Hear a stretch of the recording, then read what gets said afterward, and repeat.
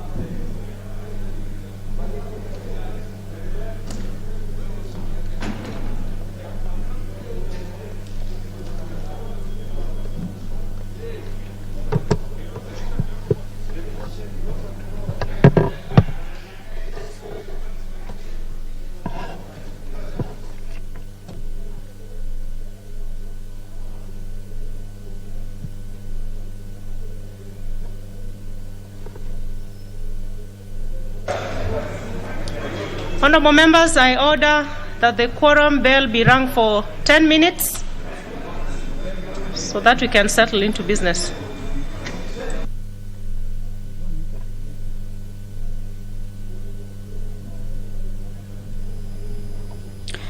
We are watching the afternoon sitting of the National Assembly. The House has kicked off its business, but there is no quorum. Members are slowly trickling in. Therefore,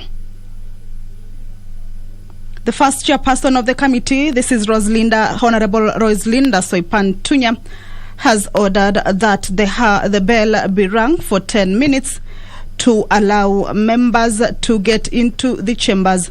Remember, the House business starts around 2:30. But when the House opened, there were no members to form the quorum, or rather the requisite number of members required for the House to kick its business. Therefore, the bell is being rung. This is to allow members who have not reached the chambers to get into the chambers to enable the House achieve the requisite number of quorum. This is about 50 members to be precise, to enable the House go on with the House business this afternoon. But as I told you earlier on, is that the order paper this afternoon is a loaded one. There is so much that the House will be working on this afternoon. There are a number of motions or reports that were discussed on the 24th of November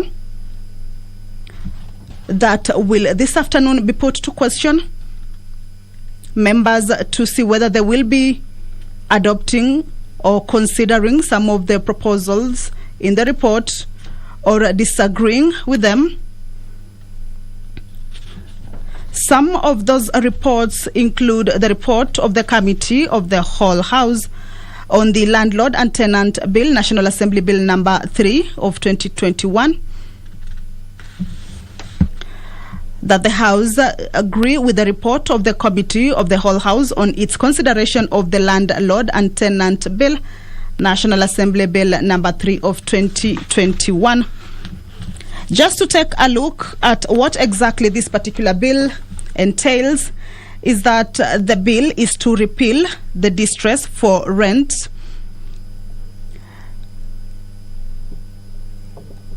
Act, Cap 293, Rent Restrictions Act, Cap 296, and the Landlord Act, Landlord and Tenant Shops, Hotels and Catering Establishments Act, Cap 301. That the bill seeks to introduce a legal framework which balances the interests of landlords and tenants in a free market economy by ensuring that landlords earn a reasonable income from their investment in housing and also protect the tenant.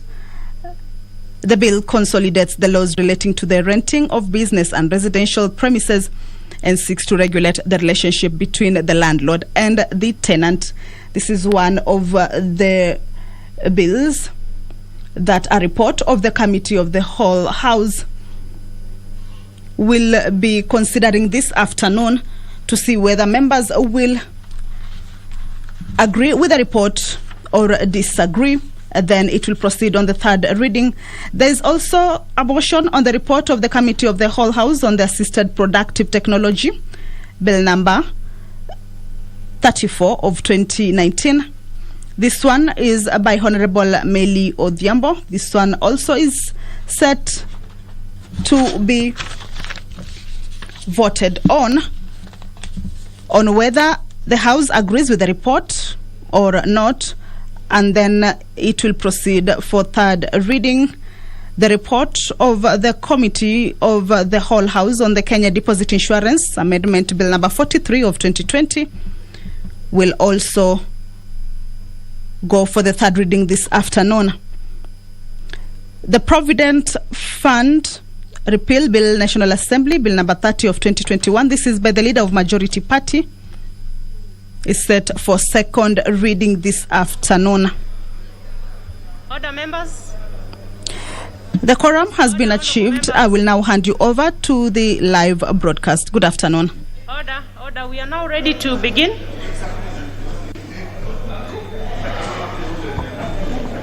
Order number 1, administration of oath. Order number 2, communication from the chair. Order, members.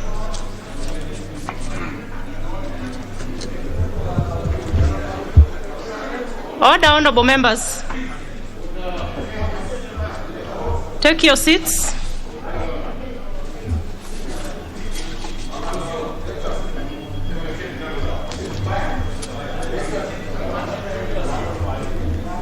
Order, members, and the members coming in, take your seats quickly.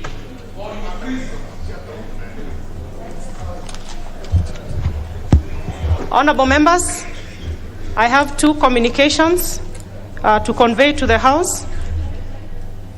First, honorable members, I wish to introduce to you a delegation of members of Parliament and staff from the Parliament of South Sudan, seated at the Speaker's row. The delegation comprises of the following members: Honorable Mary Nawai Martin, who is the Minister of Parliamentary Affairs and the leader of delegation. We have the Honorable Adeng Lik, who is a member of Parliament, Honorable Veronica Nyantuj Ring, Honorable Bangot Amum, Honorable Abuk Akin, Honorable Lily Kidan Eluzai, Honorable Suzanne Perembata, Honorable Anna Doki, Honorable Perez Nuba Chatim, Honorable Maridi Luigi Adwok, Honorable Victoria Benjamin, Honorable Rebecca Anai Diop, Honorable Monica Juan Lino, the Honorable Mary Apa Deng, the Honorable Linda Adrea Apaya, the Honorable Sarah Nyakwoth Kwach. The delegation is also, order, members, the delegation is also accompanied by Mr. James Francis Kutiote, who is Under Secretary of Parliamentary Affairs. We have Ms. Victoria Nyakuo, who is Private Secretary. We have Mr. Dominic Kango Amos, who is a Protocol Officer. We have a representative from UN Women, Ms. Shukriya Sayed. We have Mr. Edmund Yakani, who is Coordinator, SEPO.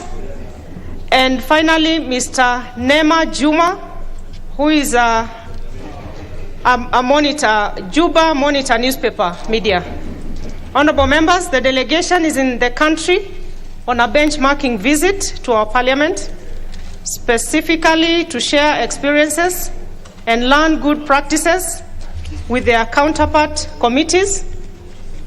And on my own behalf and that of the House, I wish to welcome them to the National Assembly and wish them fruitful engagements during their stay in the country. Karibuni. Honorable members, I have a second communication which concerns the seating arrangements during the State of the Nation address by His Excellency the President of the Republic of Kenya. Honorable members, you will recall that on Tuesday, 23rd November 2021, I conveyed a message from His Excellency the President regarding the 2021 State of the Nation address to Parliament pursuant to Article 132, Sub-Article 1. The address is scheduled to take place on Tuesday, 30th November 2021 at 2:30 p.m. in the National Assembly chamber. Honorable members, you will agree with me that these are difficult times due to the ongoing global pandemic necessitating reconsideration of some of our processes. In this regard, I wish to guide the House as follows. 1, akin to the situation during the State of the Nation address last year, members of Parliament will not be allowed to invite guests to this year's event. This is in keeping with the Ministry of Health's advisory on the capacity of our chamber and other holding areas within the precincts. Additionally, members of the public will also not be invited to the event. 2, the speakers of the Houses of Parliament have agreed on a sharing formula for the 120 seats available in the National Assembly chamber. 94 of the seats will be reserved for use by members of the National Assembly, while the rest will be reserved for use by the Senate. 3, with respect to seats reserved for the National Assembly, a number of them will be reserved for the leadership of the House, while the balance of the seats available will be occupied on a first-come basis. The clerk will notify members on the number of seats under this category by close of business tomorrow, that is Friday, 26th November 2021. 4, members of Parliament who may have interacted with persons exposed to COVID-19 are advised to refrain from attending the function. 5, having consulted with the relevant state departments, only a limited number of members will be allowed to receive His Excellency the President. Specifically, only the speakers of the Houses of Parliament, the deputy speakers, and the leaders of the majority and minority parties of both houses will form the receiving delegation. 6, to facilitate the arrangements ahead of the event, all vehicles parked at the Parliament courtyard should be removed not later than Friday, 26 November 2021 at midday.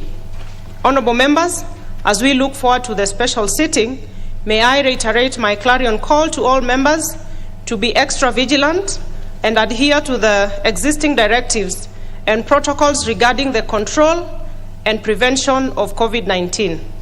The House is accordingly guided. Thank you.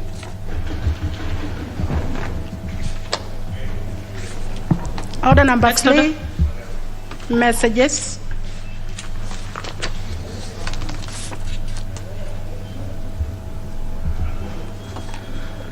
Honorable members, kindly be quick in taking your seats.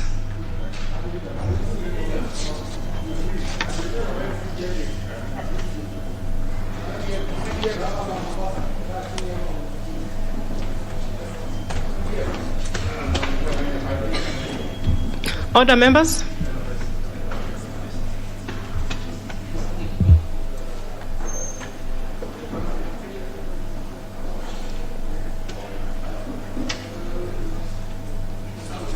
Order.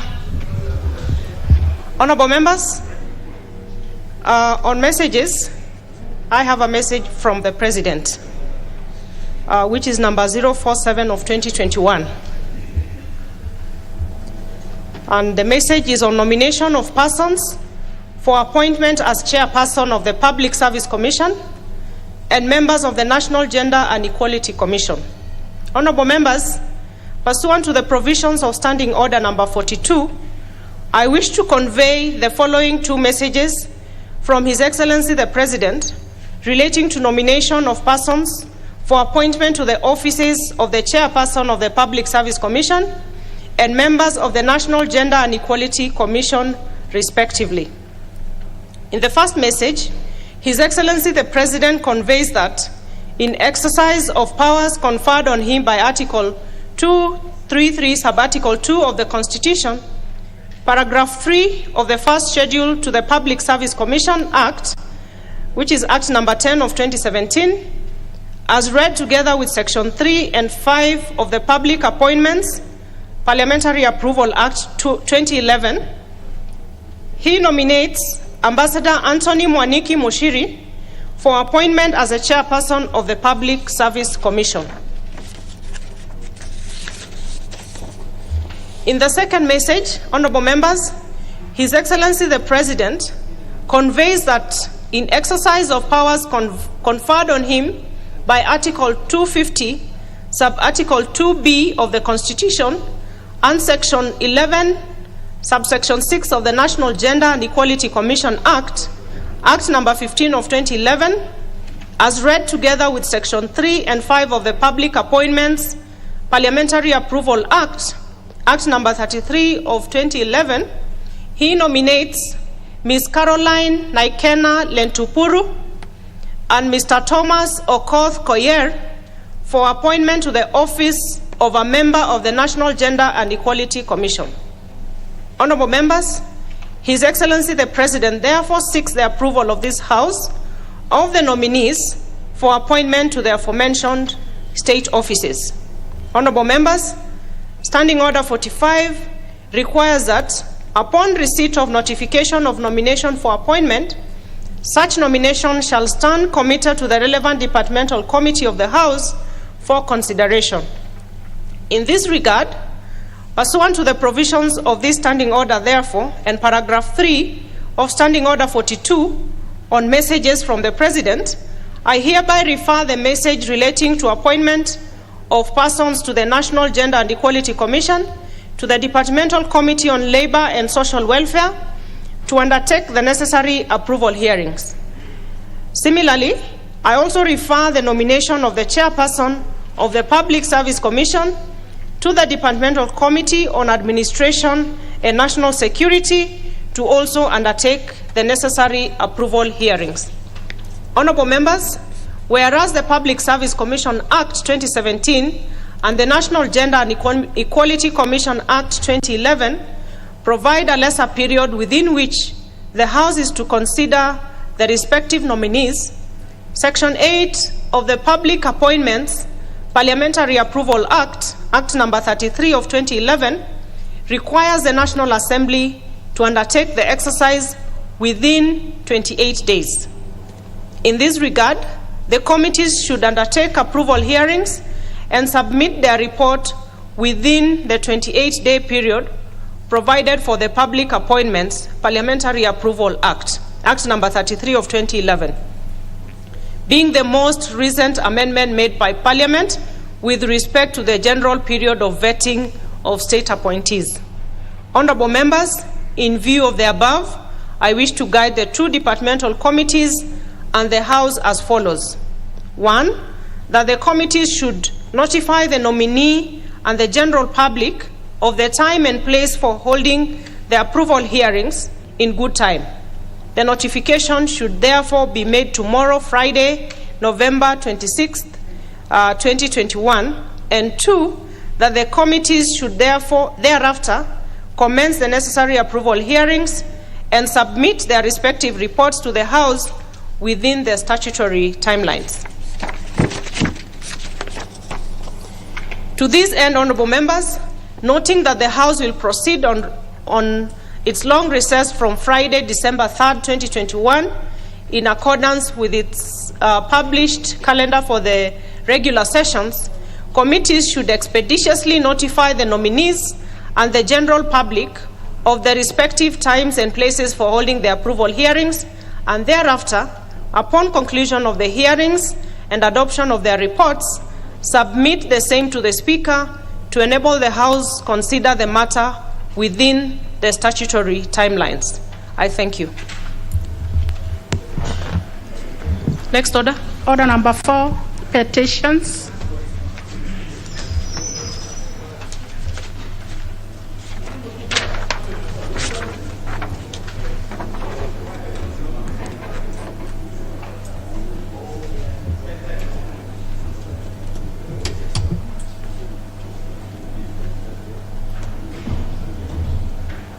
petitions to be.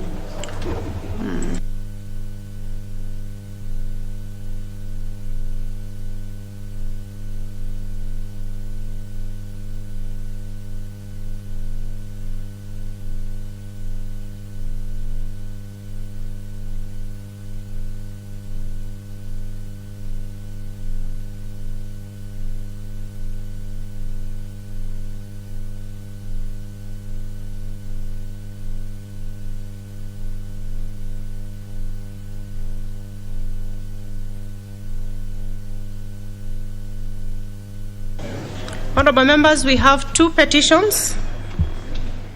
And we can start with the one from the Honorable Omar Mwinyi, member for Changamwe.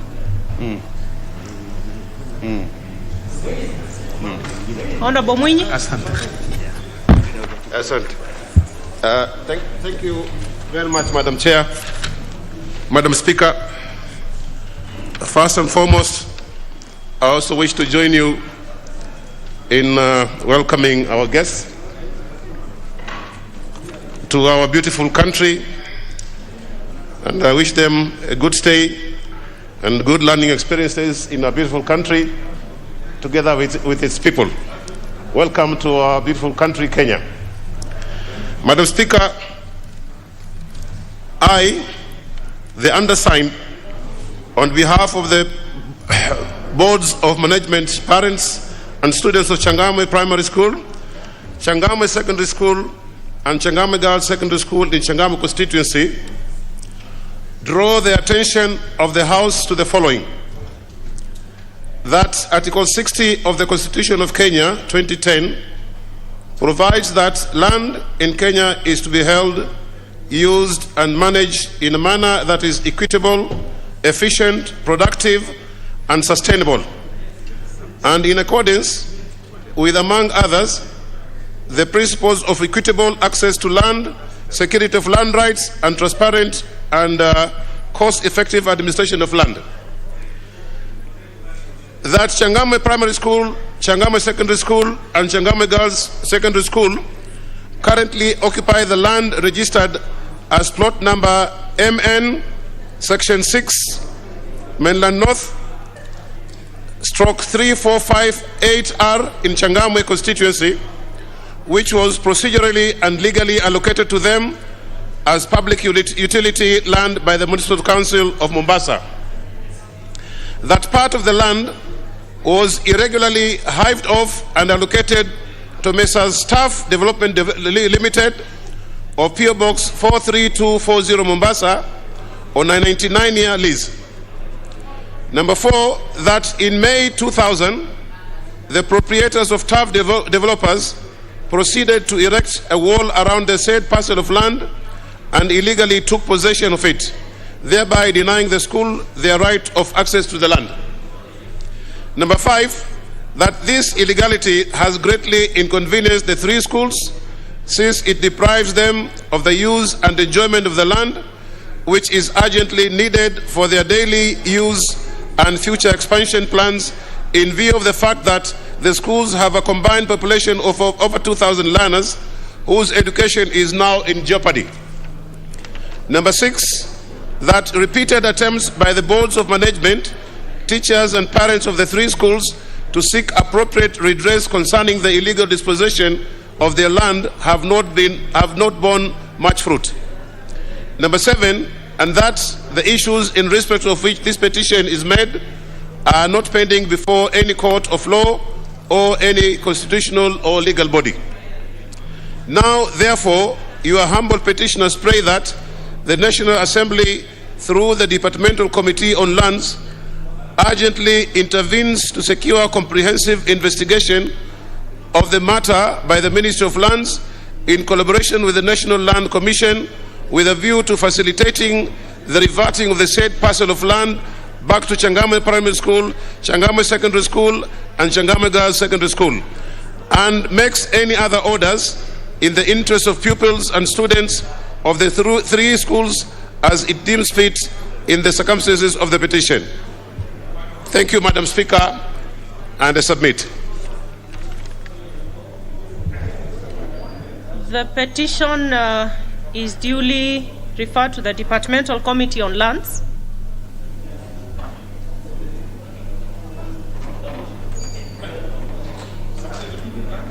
Let's have the next petition to be presented by the Honorable Ali Menza, member for Kisauni.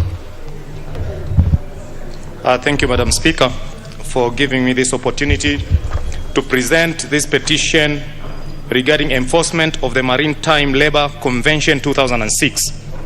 I, the undersigned, on behalf of the seafarers in the Republic of Kenya, draw the attention of the House to the following. 1. That the Maritime Labour Convention 2006 is an international labour convention under the International Labour Organization of the United Nations, which came into force on 20th August 2013. Number 2, that the convention aims at establishing minimum working and living standards for all seafarers on ships by taking into account their medical care, health and social assurance, as well as securing fair competition among ship owners in order to ensure real change for seafarers and ship owners' rights, among other objectives. 3, that Kenya is a member of the International Maritime Organization, IMO, and the International Labour Organization, ILO. 4, that on 31st July 2014, the government of Kenya deposited with the International Labour Office the instruments of ratification of the Maritime Labour Convention 2006. 5, that on 1st July 2021, the National Assembly's Departmental Committee on Transport, Public Works and Housing had a meeting with the Principal Secretary of the State Department for Maritime, the Secretary for Internal Security and other government officials, during which it was reported that despite having ratified the said convention, Kenya is yet to ratify its later amendments. Number 6, that the government's disclosure imply that Kenyan seafarers are at ongoing risk of being exposed to a potentially hostile, rigid, and harsh internal and external working environment that may result to low productivity, high workers turnover rates, and other undesirable effects. 7, Madam Speaker, that currently multinational shipping companies are dominating the Kenyan shipping industry, with many of them being accused of discriminating citizens in terms of employment opportunities, wages, and working conditions. 8, that the difficult situation in the Kenyan maritime industry calls for the full implementation of the Maritime Labour Convention 2006. 9, that efforts to have the matters contained in this petition with relevant government authorities have been futile, Madam Speaker. 10, that the matter contained in this petition are not pending before any court of law or any constitutional or legal body. Now, therefore, your humble petitioners pray that the National Assembly, through the Departmental Committee on Transport, Public Works and Housing, 1, intervenes to secure the operationalization of the signed agreement between the Mombasa Seafarers Charter and the Government of Kenya. 2, secures inclusivity and equal participation of all seafarers organizations as stakeholders in decision, policy making and the development of any regulations pertaining the blue economy and maritime affairs from time to time as per Article 232 of the Constitution and Section 11 of the Merchant Shipping Act 2009. 3, recommends the establishment of public seafarers recruitment and replacement services for seafarers domiciled in the Kenyan territory, which will provide equal access to seafarers without discrimination, corruption, and favorism as per the Maritime Labour Convention 2006. 4, secures the enforcement of International Convention on the Safety of Life at Sea to enable seafarers gain employment in port facility and ship trading in Kenyan waters. Number 5, secures the ratification of the cabotage law by the government to allow seafarers to have employment opportunities within ships trading in the Kenyan territory.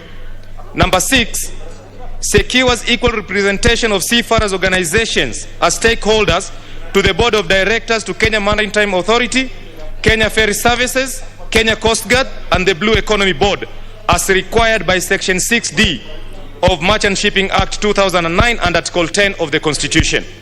7, recommends the availing financial assistance in form of grants to seafarers to aid in skills training.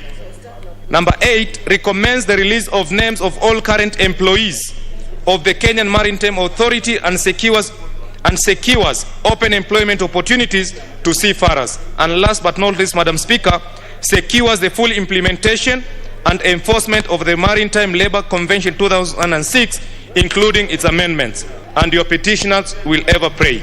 Thank you, Madam Speaker. I submit. And the petition is duly committed to the Departmental Committee on Transport, Public Works and Housing. Next order. You want to allow them to comment? 30 minutes.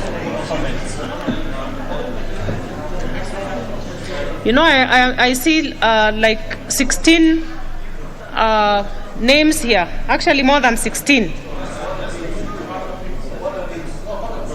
So I was assuming that these members are preempting other debates. It's other things, huh? So I think we can move to the next order. Okay. Order number 5, papers. The Honourable Leader of Majority. Honourable Speaker, I beg to lay the following papers on the table of the House today, Thursday, November 25th, 2021. Number 1, the Special Audit Report of the Auditor General of the National Hospital Insurance Fund, Payment Platform Linda Mama Program, and tender for civil servants, police officers, and prison wardens. Number 2, the reports of the Auditor General and financial statements in respect to the following institutions for the year ended 30th of June 2021 and certificates therein. The Data Collection and Database Development Project, the National Government Constituencies Development Fund. Number 3, the report of the Auditor General and financial statements of Madenge Technical Training Institute for the year ended 30th of June 2020 and the certificate therein. Number 4, the reports of the Auditor General and financial statement in respect of the Suba South constituency for the year ended 30th of June 2019 and Kilifi North constituency for the year ended 30th of June 2020, respectively, and the certificates therein. Number 5, report of the Auditor General and financial statement of the Kenya Maritime Staff Mortgage and Car Loan Scheme for the years ended 30th of June 2014, 30th of June 2015, 30th of June 2016, 30th of June 2017, 30th of June 2018, and 20th of June 2019, respectively, and the certificates therein. Thank you, Honourable Speaker.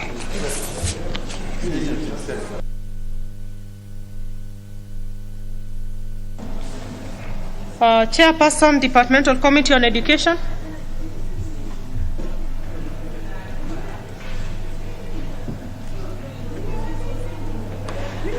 Thank you, Madam Speaker. Honourable Speaker, I beg to lay the following paper on the table of the House today, Thursday, November 25th, 2021. Report of the Departmental Committee on Education and Research on its consideration of the Universities Amendment Bill, National Assembly Bill number 35 of 2021. Thank you, Madam Speaker. And the Chairperson, Departmental Committee on Environment. Thank you so much, Madam Speaker. Madam Speaker, I beg to lay the following paper on the table of the House today, Thursday, November 25th, 2021.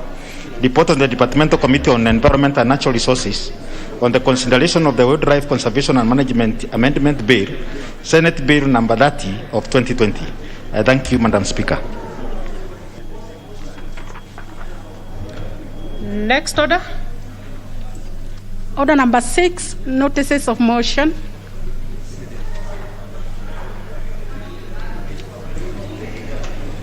So under order number 6, we have the Honourable Member for Kamukunji ambaye ako na hoja Asante sana. Arifa ya hoja. Asante sana. Kuhusu kubuniwa kwa Baraza la Kiswahili. Asante sana Madam Speaker. Nashukuru. Arifa ya hoja kutoka kwangu ni kubuniwa kwa Baraza la Kiswahili la Kitaifa. Kwamba tukitambua kifungo cha 7 cha katiba ya Kenya kimebainisha lugha ya Kiswahili ni lugha pekee ya kitaifa na pia ni lugha rasmi pamoja na Kiingereza katika nchi ya Kenya. Aidha, serikali imepewa wajibu wa kulinda na kuendeleza lugha tofauti za watu wa Kenya na kukuza matumizi ya lugha za kiasili nchini. Tukitanahabi kwamba Kiswahili ni mojawapo ya lugha rasmi za Umoja wa Nchi za Afrika. Na Madam Speaker, hivi majuzi tu Umoja wa Mataifa pia imeweka siku maalum tarehe 7 Julai kama siku ya kuadhimisha lugha ya Kiswahili kote duniani. Na pia kifungo cha 119 na 137 ya mkataba wa uanzilishi wa Jumuiya ya Afrika Mashariki, serikali imewajibika na dola za Afrika Mashariki zimewajibika kustawisha na kuendeleza lugha ya Kiswahili kama lugha ya umoja katika nchi za Afrika Mashariki. Order members. Order members. Kindly let us consult in low tones. Madam Speaker, tukifahamu kwamba nchi ya Tanzania iliunda Baraza la Kiswahili la Kitaifa BAKITA katika mwaka wa 1967 na pia Zanzibar ikabuni Baraza la Kiswahili la Zanzibar BAKIZA katika mwaka wa 2004 kwa madhumuni ya kukuza na kuimarisha na kuendeleza mbele lugha ya Kiswahili katika Tanzania bara pamoja na visiwa vya Zanzibar. Tukitambua kwamba mkutano wa 3 wa Baraza la Mawaziri wa Kenya uliofanyika tarehe 14 Agosti mwaka 2018 iliidhinishwa kuanzishwa kwa Baraza Kuu ya Kiswahili ya Kitaifa kuambatana na kifungo cha 137 cha mkataba wa waanzilishi wa Jumuiya ya Afrika Mashariki. Ikifahamika kwamba Kiswahili ni lugha ya kiasili kwa jamii za mkoa wa Pwani nchini Kenya na pia idadi kubwa ya Wakenya ni wazungumzaji wa lugha ya Kiswahili. Tukijua kwamba lugha ya Kiingereza ina nguvu sana katika mawasiliano rasmi na kwa hivyo kuchangia kudhoofika kwa lugha yetu ya Kiswahili. Tukitambua uamuzi wa Baraza la Mawaziri kuhusu kubuniwa kwa Halmashauri Kuu ya Kiswahili ya Kitaifa bado haujatekelezwa, kwamba bunge hili linahimiza serikali kuu kupitia Wizara ya Michezo, Utamaduni na Urithi kuanzisha rasmi Baraza Kuu ya Kiswahili ya Kitaifa na kuzindua mikakati, mbinu na sera mahsusi zinazohitajika kukuza na kuendeleza lugha ya Kiswahili na kushirikiana na vyombo vingine vya kitaifa na vya kibinafsi vinavyohusika na uboreshaji wa lugha ya Kiswahili. Asante sana Madam Speaker.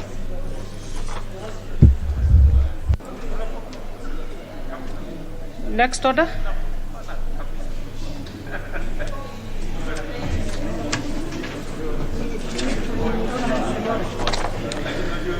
Honorable members, I wish to reorganize the order paper and order that we move to order number 9. We finish with order number 9, number 10, 11, 12 and 13. And then we can go back to order number 7. Order number 9, motion. Report of the Committee of the Whole House on the Community Groups Registration Bill, National Assembly Bill number 20 of 2021, question to be put in third reading. Order members. Who is the honorable member there who just crossed the aisle? I can't tell who you are from behind your mask. No, just just stand up and walk up and do it the right way and then go to wherever you want to go. Unfortunately, I can't tell you. Honorable Menza, it's you. Yeah. But you are even going to the other side. Now you've just remained where you are. Order, members. Honorable Sankok, take your seat. Take your seats.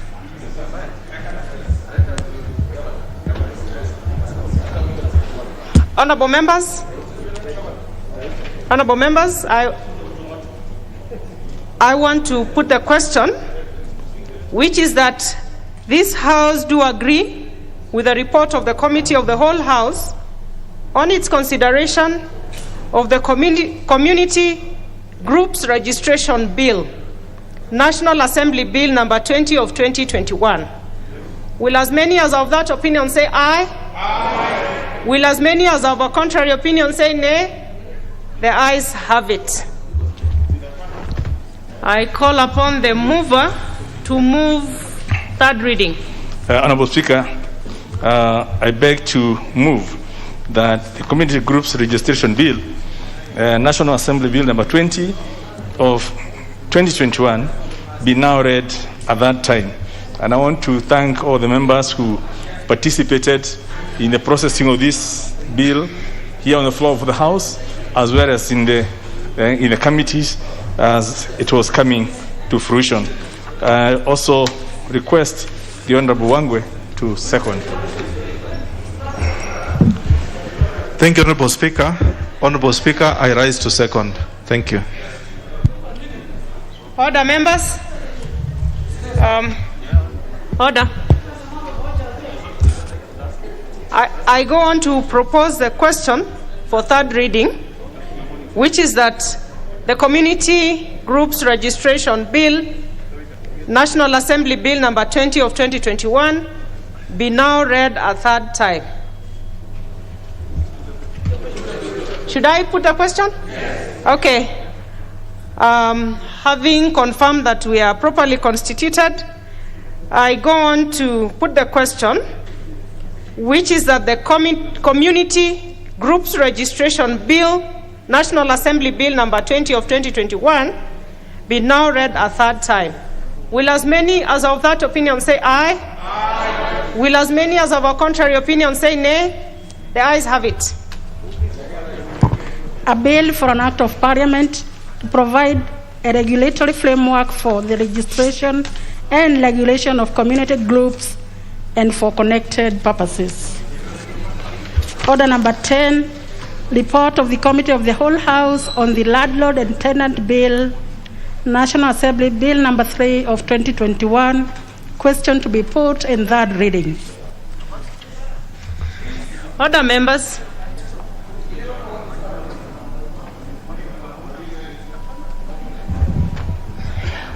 Honorable members, I put the question that this House do agree with the report of the Committee of the Whole House on its consideration of the Landlord and Tenant Bill, National Assembly Bill number 3 of 2021. Will as many as of that opinion say aye? Aye. Will as many as of a contrary opinion say nay? The ayes have it. And I call upon the mover to move that reading. Honorable Speaker, I beg to move that the Landlord and Tenant Bill, National Assembly Bill number 3 of 2021, be now read a third time. And once again, I want to thank all the members who participated in this bill, in the processing, members of public who appeared through the public participation. And now, at last, we have a bill, we have a law that will sort out the relations between landlords and their tenants. I also request the Honorable Posing to second. Honorable Kosing. I thank you, Madam Speaker, and I beg to second. Thank you. Order. I go on to propose the question, which is that the Landlord and Tenant Bill, National Assembly Bill number 3 of 2021, be now read a third time.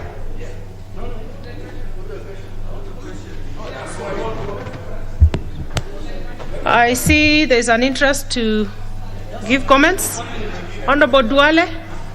Chair, this is a very important bill But I managed, and we managed to increase the period in which a landlord can give notice of eviction to a tenant. But this house, in its wisdom and numbers, decided it should be 1 month. But because this bill will go to the Senate, I will go and follow it at the Senate. Tenants are very important people. They are in the middle class. They are the hustlers of this country, and we must protect them. At least give them 3 months. So, Chair, I want to put that on record so that I talk to my colleagues in the Senate, so that this can be given to 3 months. 1 month is too short for somebody to be given a notice of eviction.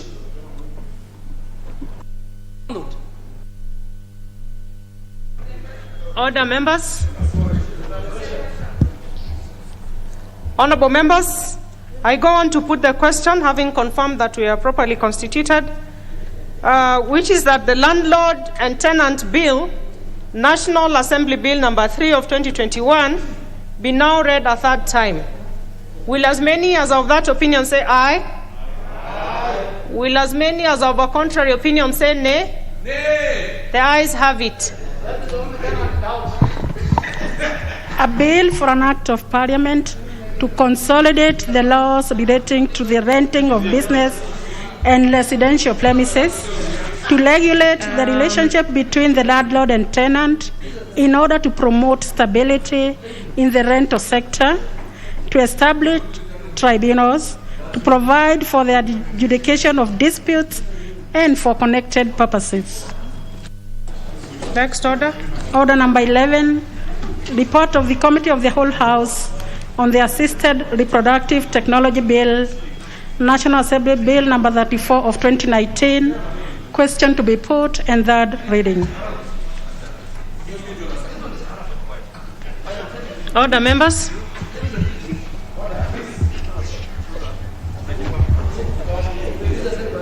Honorable members, I put the question for adoption, which is that the House do agree with the committee in the said report.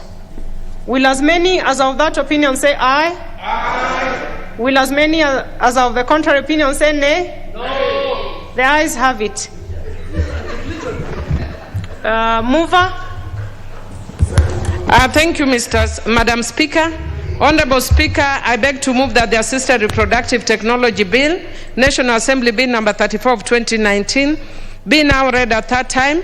And Madam Speaker, this bill will now give couples an opportunity, those who are struggling to have children like myself. The time is not too late. And I also request Honorable Dawood to second. Thank you. Honorable Dawood. Madam Speaker, I beg to second, and I agree that it is going to give a second chance to a lot of couples in this country. Thank you.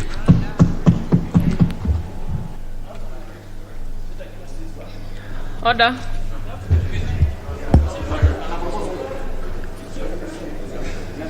Order. I go on to propose a question, which is that the Assisted Reproductive Technology Bill, National Assembly Bill number 34 of 2019, be now read a third time. I see some members interested in, and it's not debate, it's just some comments. It's third reading. Honorable Duale. Mr. Speaker, as a man of faith, and I've used the Quran when I was being sworn in this House, this bill does not conform to the teachings of the Quran and the Bible. Procreation is in the Bible. And if you don't procreate, you are asked by the Bible and the Quran to pray until you will give birth. You cannot go against the teachings of the religions of God. I oppose.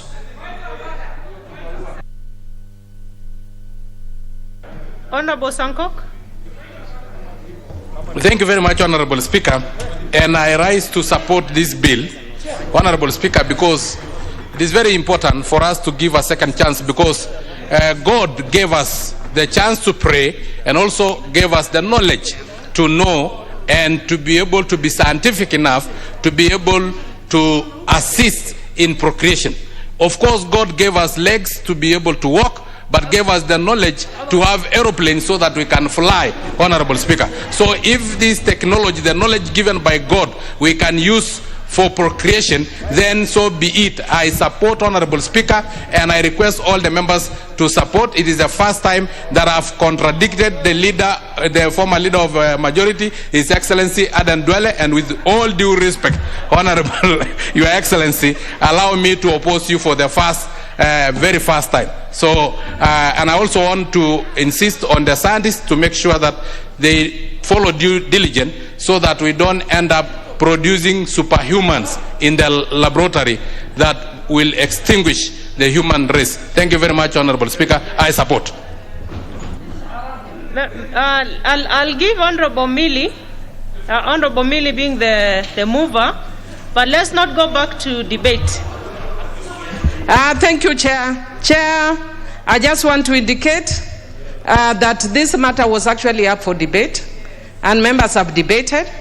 We have actually taken into account the religious issues, and as a Christian, my faith allows me. And for the ones who wanted to put, if you wanted to actually put limitations, it is allowed. By a way of amendment, this bill is going into the Senate, and my brother, Honorable Duale, can go to the Senate and seek an amendment limiting it against the Muslims, because the Constitution allows you to be limited on matters of personal law. So you can limit it for Muslims. For me as a Christian who is both Seventh-day Adventist and Pentecostal, I am allowed. So, and because I don't have a child and I'm not as lucky as him, let him give opportunity for those of us who can't have naturally to have. And maybe he can pray better than me. Me, I pray, but my faith may be limited than his. Let my faith work for me through the doctors who God has used. Thank you, Madam Speaker. And I want to thank all those who have supported. Thank you. Order, members. Order. Order. The members who are walking in, take your seats. Order. Order, members. Order, members. Having confirmed that the House is properly constituted, I go on to put the question, which is that the Assisted Reproductive Technology Bill, National Assembly Bill number 34 of 2019, be now read a third time. Will as many as of that opinion say aye? Aye. Will as many as of a contrary opinion say nay? No. The ayes have it. A bill for an act of parliament to provide for the regulation of assisted reproductive technology, to prohibit certain practices in connection with assisted reproductive technology, to establish an assisted reproductive technology authority, to make provision in relation to children born of assisted reproductive technology processes and for connected purposes. Next order.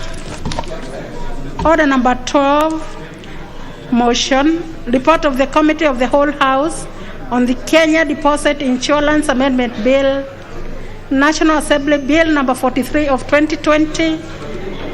Question to be put and third reading. Order, members. Order, take your seats, members.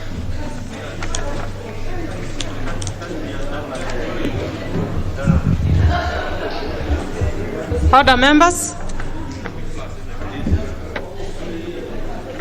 I go on to put the question, which is that the House do agree with the Committee of the Whole House on its consideration of the Kenya Deposit Insurance Amendment Bill, National Assembly Bill number 43 of 2020. Will as many as of that opinion say aye? Aye. Will as many as of a contrary opinion say nay? The ayes have it. Mover. Thank you, Madam Speaker. I beg to move that the Kenya Deposit Insurance Amendment Bill, National Assembly Bill number 43 of 2020, be read a third time. And Madam Speaker, I thank all the members who have contributed to this, and the chair of finance as well when she dropped 2 amendments to this bill. So we have got a good bill that within 6 months, shortest time within 6 months will be approved. So Madam Speaker, I request Honorable Sankok 001 to second the bill. Thank you very much, Honorable Speaker, and I thank all the members who contributed to this bill because I was in this House from the beginning to the end of this bill, so I beg to second. Order.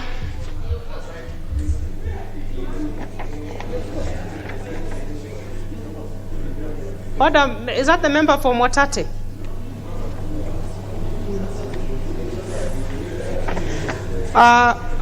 I propose the question that the Kenya Deposit Insurance Amendment Bill, National Assembly Bill number 43 of 2020, be now read a third time.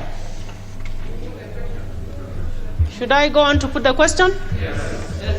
I go on to put the question, having confirmed that the House is properly constituted, that the Kenya Deposit Insurance Amendment Bill, National Assembly Bill number 43 of 2020 be now read a third time.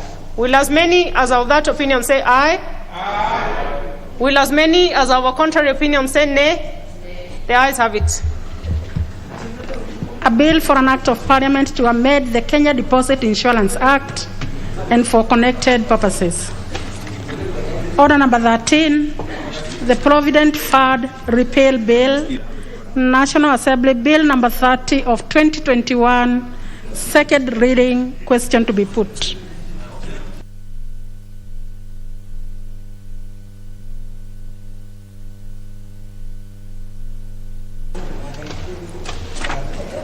Order, members. Honorable member for Mwatate, are you following what we are doing? Order.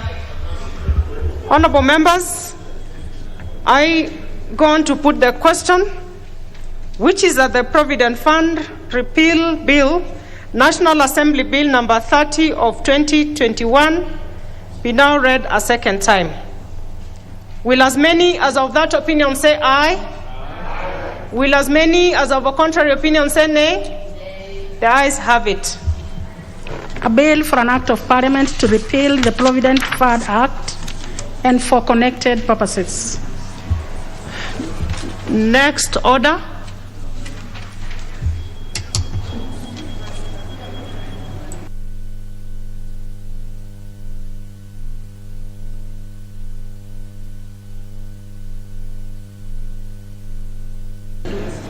Order, members.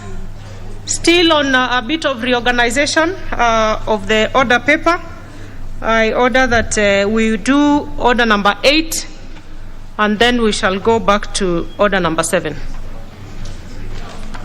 Order number 8, procedural motion, resolution to hold a morning sitting on a specified Thursday.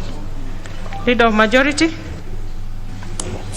Honorable Speaker, I beg to move that pursuant to the provisions of Standing Order 33B, this House resolves to hold a morning sitting on Thursday, December the 2nd, 2021, commencing at 9:30 a.m. for purposes of considering priority business ahead of the December recess. Members, you'll be aware that next week we have one day, Tuesday, being taken by the State of the Nation address, and thereafter on Wednesday we will have some debate on the State of the Nation address. And we still have a lot of business on the order paper. So when we discussed in the House Business Committee, we thought we could appeal to you members that we do on Thursday, we take advantage of the morning sitting to process some of the issues that are at various stages, some are at committee of the whole, that we could do before we go on recess, rather than wait until January so that they can at least move to the next level. So it's really, I know we did appeal to you to extend the time to 9 o'clock. It's worked wonderfully. I mean, I expected that even the 9 o'clock we would never make it.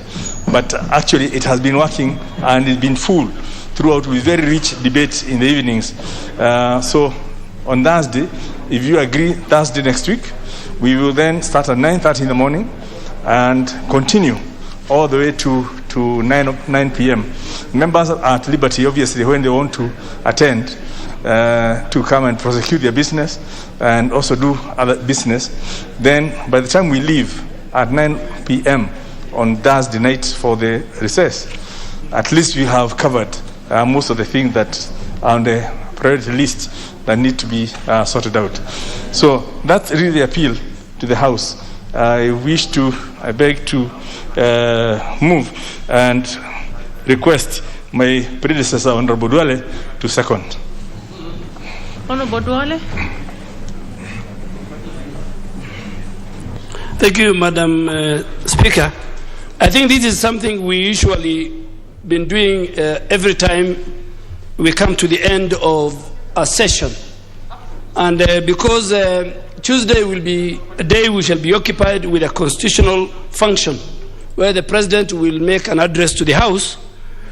Following that, we need to also to discuss the speech of the President and also finish any other important business before we go for the long recess.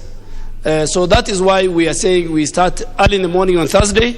Of course, the Wednesday we have a full day.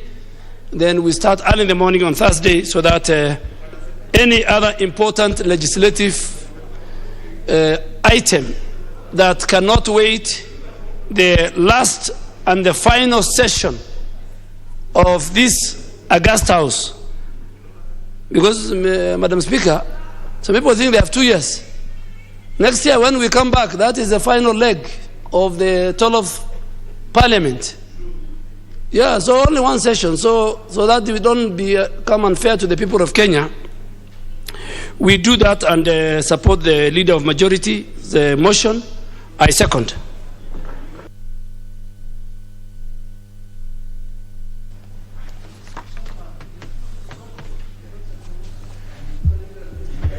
Order, members. Members, I propose a question on the procedural motion, which is that pursuant to the provisions of Standing Order 3B, this House resolved to hold a morning sitting on Thursday, December 2nd, 2021, commencing at 9:30 a.m. for purposes of considering priority business ahead of the December recess. Should I go on to put the question?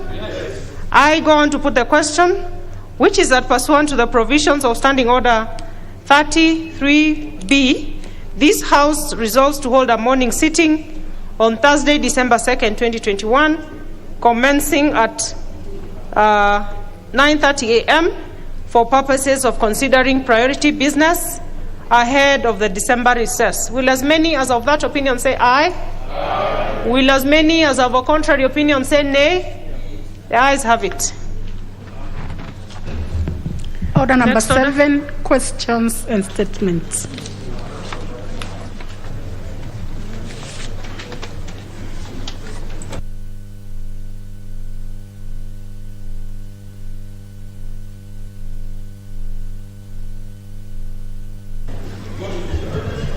Honourable members, we will start with the Honourable Member for Trans Nzoia County, Honourable Janet Nangabo.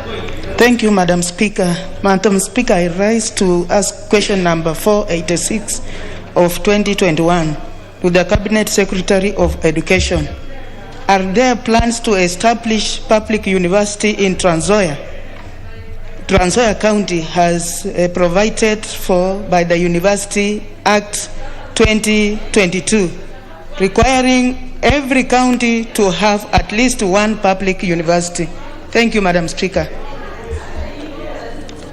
So this goes before the Departmental Committee on Education and Research. Honourable members, kindly consult in low tones. The next one will be by the Honorable Kabinga Wachira. Honorable Speaker, you know you have asked them to consult in low tones, but I think they did not hear. So you may want to...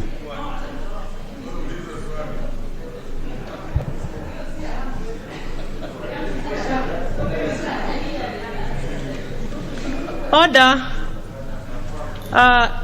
Leader of Majority Emeritus, with the member for...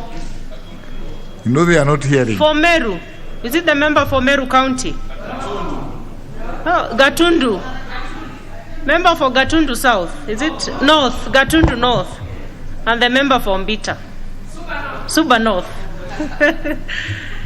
Please. You don't even seem to be consulting because you are doing it across the aisle. It's like you're having a public address or something. Let's listen to the Honorable Kabinga. Thank you, Honorable Speaker. I beg to ask question number 495 of 2021. And even as I do so, Honorable Speaker, lately there are so many questions that are going to the Cabinet Secretary for Energy, and I hope the Chair, Energy, will expend some of these questions to be responded to, Honorable Speaker. Honorable Speaker, I would like the Cabinet Secretary for Energy to provide the implementation status report for the last mile connectivity program in Mwea constituency for the financial year 2017-2018, 2018-2019, 2019-2020, and 2020-2021.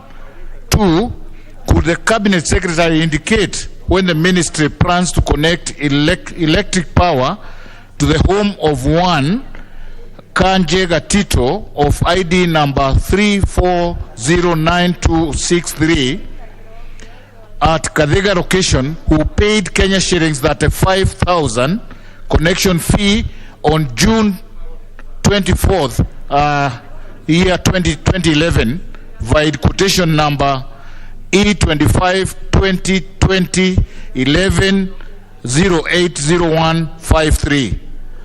3, Honorable Speaker, could the Cabinet Secretary provide the measures put in place to install transformers and complete electrical projects serving Kiamashiri Full Gospel Church and the residents of Kemore in Murindoko Ward, Kagumo, Kayuyu, Bambaine in Gadigiriri Ward, Bengoine and Derwa villages.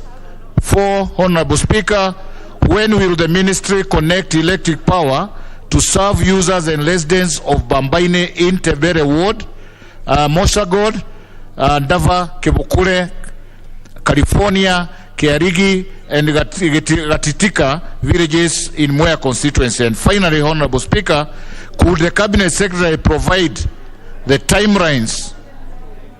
Could the Cabinet Secretary provide... Oh, sorry, Honorable Speaker, bear with me.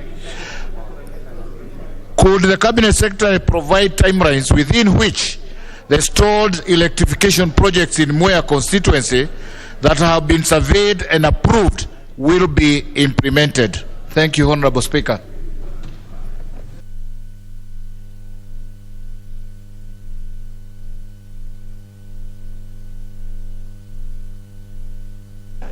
So this go to the Departmental Committee on Energy. Let's go to the Honorable Bishop Titus Kamala. Okay, thank you, Madam Speaker.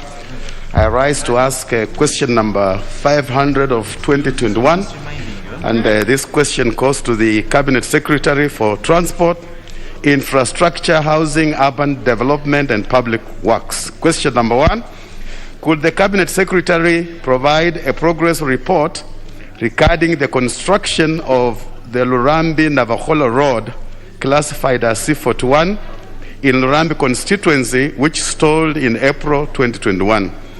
Question Roman 2, could the Cabinet Secretary explain why the contractor abandoned the project in April 2021 and indicate the action to be taken against the said contractor for failure to meet his contractual obligations, including blacklisting him from being awarded other tenders in the region.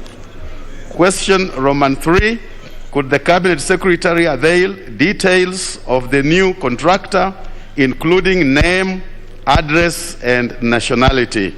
Question Roman 4, could the Cabinet Secretary provide the measures that the Ministry has put in place to ensure speedy completion of the said project to the set standards and state the expected completion timelines? Thank you, Madam Speaker.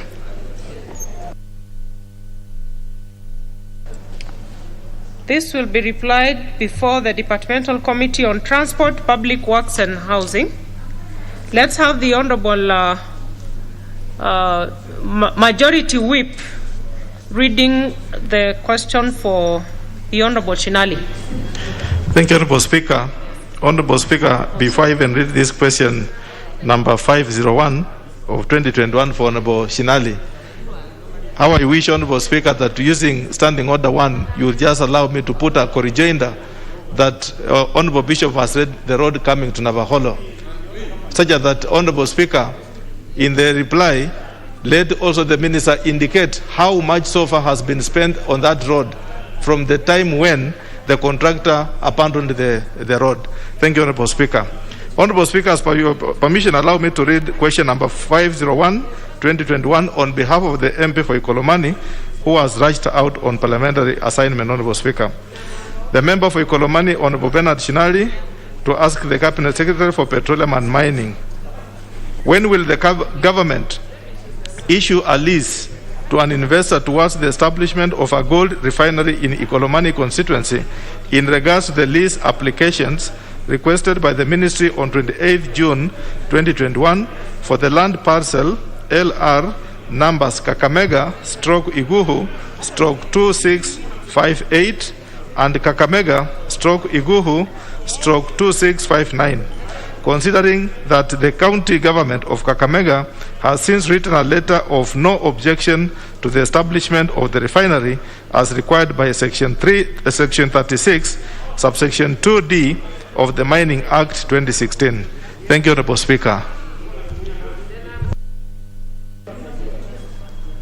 This will be replied before the Departmental Committee on Environment and Natural Resources.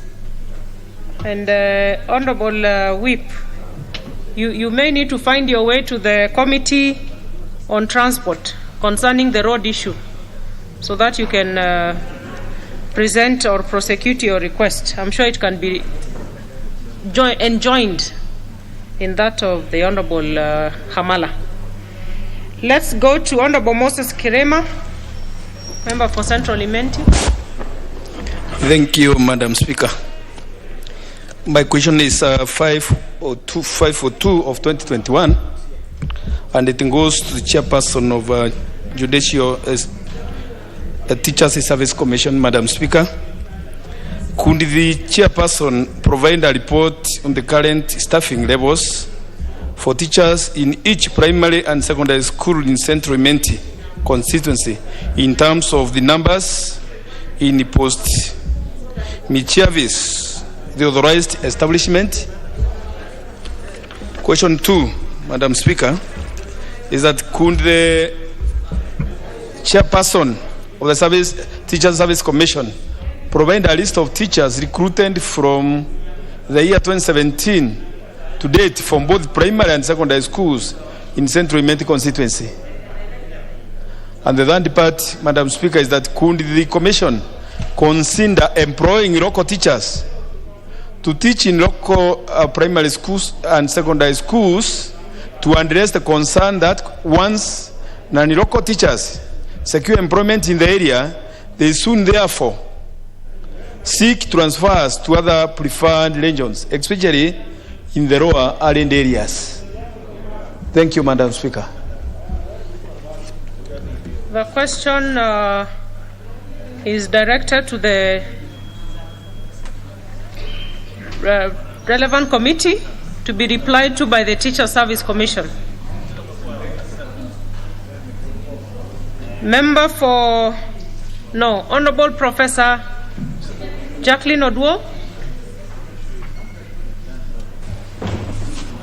Thank you, Honorable Speaker. Honorable Speaker, I rise to ask question 547 of 2021. Honorable Speaker, the Cabinet to the Cabinet Secretary for Education. 1. Could the Cabinet Secretary indicate whether the Ministry has carried out any investigations into the circumstances which have occasioned the cases of destruction of school properties, in particular, burning of dormitories, and if so, what were the findings of the investigations? 2. Could the Cabinet Secretary explain the correlation between very high budgetary projections for reconstruction of property destroyed during the school's unrest as instituted by the administration of schools and the amount charged per student? And 3, what steps is the Ministry taking to ensure the safety of all learners in public schools, given that in many cases, students in the affected public schools leave the said institutions without the authority from the administration? Thank you, Honorable Speaker.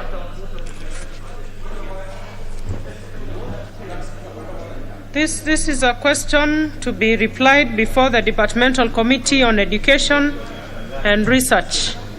Honorable Sankok, what's out of order in the questions? Honorable Speaker, I don't know if my eyes are failing me now, but there is a stranger in the house. Honorable Speaker, the lady just behind me, I don't know if she's a member of Parliament or is it because of the mask. I don't know. She's too beautiful to be a member of Parliament. You're out of order, Honorable Sankok. You are totally out of order, Honorable Sankok. That's the Honorable Member for Gatundu North, Honorable Annie. So you're out of order, Honorable Sankok. You might just be attracting attention to yourself and the Honorable Member by asking that irrelevant question. Now you know her. Let's go to the member for Embakasi West, Honorable George Theuri. Thank you, Madam Speaker. I rise to ask question number 509 of 201. 2021. Could the Cabinet Secretary explain measures put in place by the Ministry to ensure security of relatives or next of kin of victims or convicted suspected criminals who escape from remand or prisons, considering the increased cases of escape of the said suspects or convicts? For instance, the alleged child serial killer Mr. Masten Wanjala, who escaped from Jogoo Road Police Station under unclear circumstance. 2, could the Cabinet Secretary explain the action taken against police officers responsible for aiding the suspects or convicts to escape from police stations, cells, remand, and prisons? Thank you, Madam.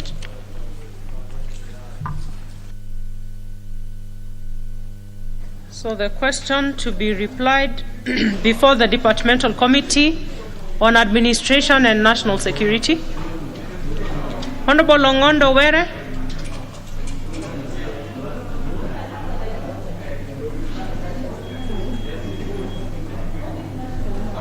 Thank you, Honorable Speaker, for allowing me to ask question number 510 of 2021 directed to Cabinet Secretary for Energy. Roman 1, could the Cabinet Secretary explain the causes of persistent power blackouts and power surge in Oyugi's town in Kasipul constituencies that have led to the massive losses for the business community and damages to household electronic devices? Roman 2, could the Cabinet Secretary explain when the street lighting projects under the last mile connectivity programs on the following roads in Oyugi's town and its environs as expected to be completed? Oyugi's Kosele, Nambakarabok, Kawere Market, Oyugi's Secret Town, Oyugi's Kuoyo, Oyugi's Manyoro Market, Oyugi's Nyangiela Dole and Ombek Market, Oyugi's Gamba, and Oyugis Rodika Kuom and Oyugis Roga Market in Oyugis Town. Roman 3. Could the Cabinet Secretary provide a status report for the last mile connectivity programs in Kaspol constituency? Roman 4. Could the Cabinet Secretary explain the status of electric power connectivity to schools and learning institutions in Kaspol constituency? Thank you, Madam Speaker. This to be replied before the Departmental Committee on Energy. Let's have the member for Langata. Honorable Korir. Thank you, Madam Speaker. I rise to ask the question number 511 of 2021 to the Cabinet Secretary for Transport, Housing, Urban Development and Public Works. Number 1, could the Cabinet Secretary explain the stalling of the construction of the following markets in Langata constituency: Karen Market, Talent Market in Mugumoini Ward, and South Sea Market? Number 2, what measures have been put in place to ensure that the said projects are completed, and could the Cabinet Secretary provide the expected completion time? Thank you, Madam. This will be replied before Madam Speaker, it's also important to note that these functions were county government functions, but they were transferred to national government through the NMS. And as you know, Madam Speaker, NMS is an amorphous body that you cannot even ask a question from this parliament, from this house, because you don't know where it's staying. So that's why I've asked this question to the Cabinet Secretary for Transport, Housing and Urban Development. You will get your reply through the Departmental Committee on Transport, Public Works and Housing.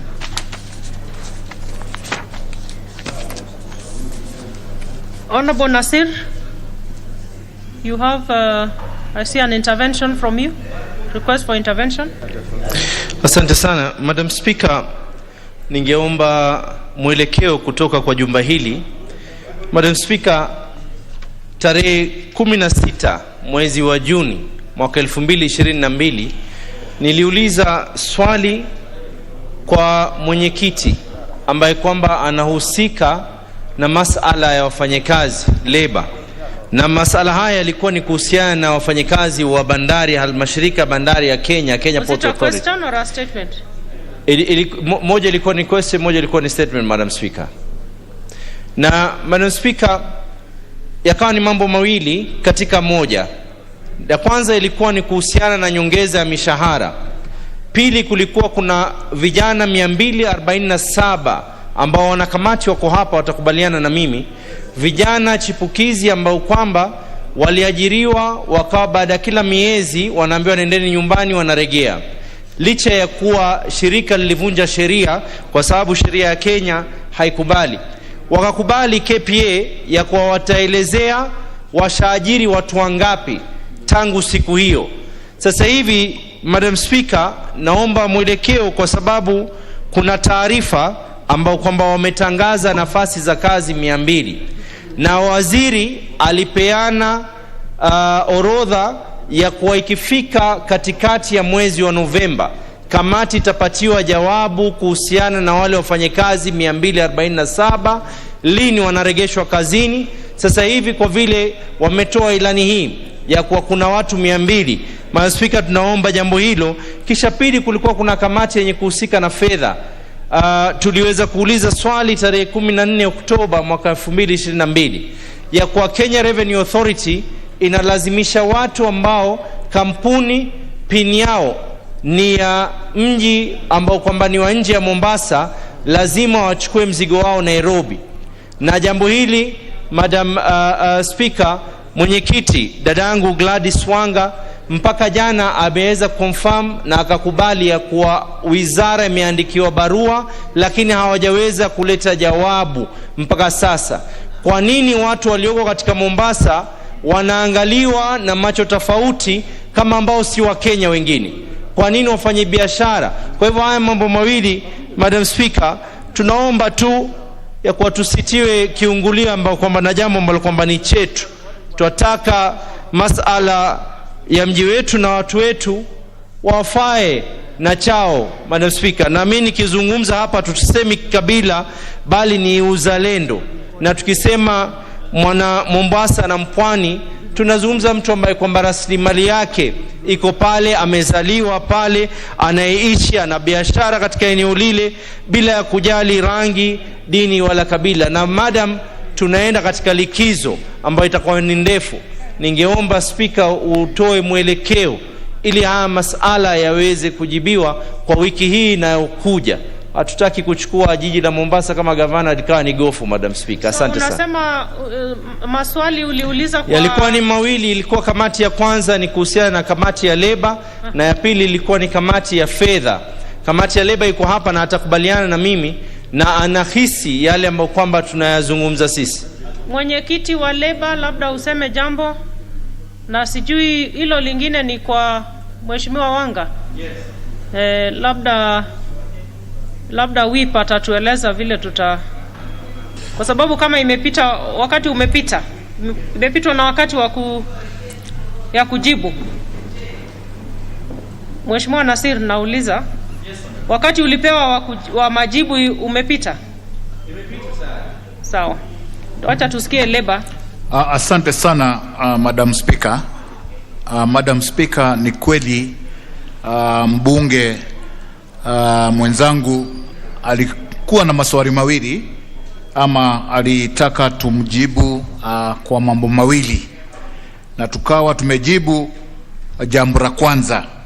Jambo la pili lilikuwa kuhusu wale wafanyikazi 247, na tukamwahidi ya kwamba kwa wiki mbili kutoka wakati ule tutakuwa tumempa jawabu, na tukamwandikia Cabinet Secretary husika, na pia Kenya Ports Authority wakawa wametuahidi pia ya kwamba watatupatia jawabu. Madam Speaker, tangu wakati ule tumekuwa tukiuliza Cabinet Secretary husika, lakini hatujapata jawabu kuhusu hawa wafanyikazi 277, na ni huzuni kubwa kama vile nimesikia kwamba Kenya Ports Authority sasa wame kusha advertise kuajiri watu wengine kabla ya kutatua lile tatizo ama kutupatia jawabu. Madam Speaker, nitalichukua jukumu lile na kuwasiliana kupitia ofisi ya clerk, tuone kama tutamlazimisha Cabinet Secretary kuleta jawabu wiki ijao, sababu hili ni swali ambao limekaa sana, Madam Speaker. Kwa hivyo tutawasiliana na ofisi ya clerk tuone ya kwamba jawabu limepatianwa ama limekuja wiki ijao.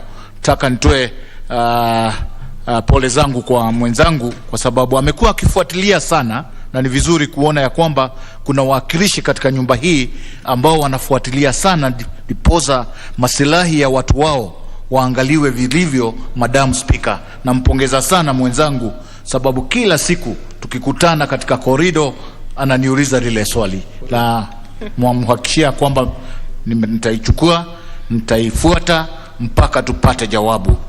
Mwenzangu, asante. Okay, I'm not sure there is something like corridor, but the message is home. Anyone to speak for Honorable Wanga, the National, the Planning Committee? Honorable Whip, do you have a word from Honorable Wanga? Madam Speaker, nitaomba kwamba uniwie radhi kwa vile sina amri kutoka kwake kwa siku ya leo, lakini kutumia ofisi yangu vile vile ofisi ya mkuu wa wengi katika bunge niweze kuwasilisha ujumbe huo kwa Mheshimiwa Wanga, ili wiki lijalo mwenyewe akija hapa, Mungu akipenda, ikiwa ni Jumatano, aweze kujisimamia na aweze kumjibu Mheshimiwa Nasir vikamilifu. Nashukuru sana Mheshimiwa Speaker. Okay, honorable members and chairs of committees. Yeah, and you should also know that when cabinet secretaries are summoned to respond to questions or statements by members, there is a way to ensure compliance as chairs. So you need to look at your standing orders and enforce them to make sure that the things deliberated on the floor of the House do not become in vain. Honorable Sankok, I see you also have a point of intervention. Be Speaker. So for the two committees, remember we are going on recess next week. So, and with the urgency of the issues raised by the Honorable Nasir, we need to hear the respective chairs actually bring back feedback to the House. Honorable Sankok. Be Speaker, pia mimi nilikuwa na swali miezi mitatu iliyopita ambao niliuliza waziri wa Interior and National Coordination, na swali ilikuwa alikuja huku bungeni na kupitia kwa Hansard akatuambia kwamba naibu wa rais ako na ekari 15,000 huko Laikipia, na akatoa stakabadhi ambao zinaonyesha ako na shamba huko. Naibu wa rais akasema yeye ana shamba katika Laikipia, na unajua kumekuwa na shida huko Laikipia, watu wakiuana. Kwa hivyo tuliona ni kama waziri alikuwa anataka kuzushia ama kuinsight wale watu wa Laikipia ili waendelee kupigana, kuinsight watu ili wamchukie naibu wa rais. Tukamuuliza swali alete stakabadhi ya LR number na title deed number ili tujue kama kweli ile ambao alisema naibu wa rais ako na shamba huko Laikipia ni ya ukweli. Naibu wa rais akasema kama iko shamba yangu huko ipatiwe wananchi mahasla huko Laikipia, na tulikuwa tunataka pia kufuatilia kama walipata hiyo shamba na kugawia hao hustlers ambao wako huko Laikipia. Be Speaker, mara 3 nimeitwa, nikatoka Narok nikakuja ili nijipiwe, sijapata jawabu. Ya mwisho na Speaker Justin Muturi alipatiana directive ya kwamba nijibiwe hiyo swali Alhamisi. Tukakuja hapa kwa main chamber Alhamisi, waziri hakukuja. Akatuma naibu wa waziri ambao ni CAS, naye naibu wa waziri akajibu maswali zingine zote, akasema ile swali langu la shamba la ekari 15,000 ambao wali claim ni ya naibu wa rais hawana jibu, hawana jawabu. Kwa hivyo nataka kukuomba kwa hekima mingi sana ya kwamba uambie kamati ya Interior waweze kumwambia waziri anipatie jawabu whether enye imeandikwa ama enye atasema na mdomo, niletewe jawabu ili nipelekee watu wa Laikipia na pia naibu wa rais tujue kama huwa hii mambo yote inasemekana juu yake ni ya kuekelewa, ni ya uongo, false accusation. Nashukuru sana kwa kunipatia fursa hiyo. Okay, I think in the same breath, like the other two issues raised by the Honorable Nasir. Na Kiswahili hiki kinachanganya watu. You know, when the Honorable Sankok is speaking Swahili, you would think he's speaking Kimasai. And I don't know why we never enforced that leader of majority. And, you know, we were supposed to be speaking Swahili every Thursday to make sure that we polish it. Because you have to listen so keenly when some members are speaking in Swahili to be able to follow what they are talking about.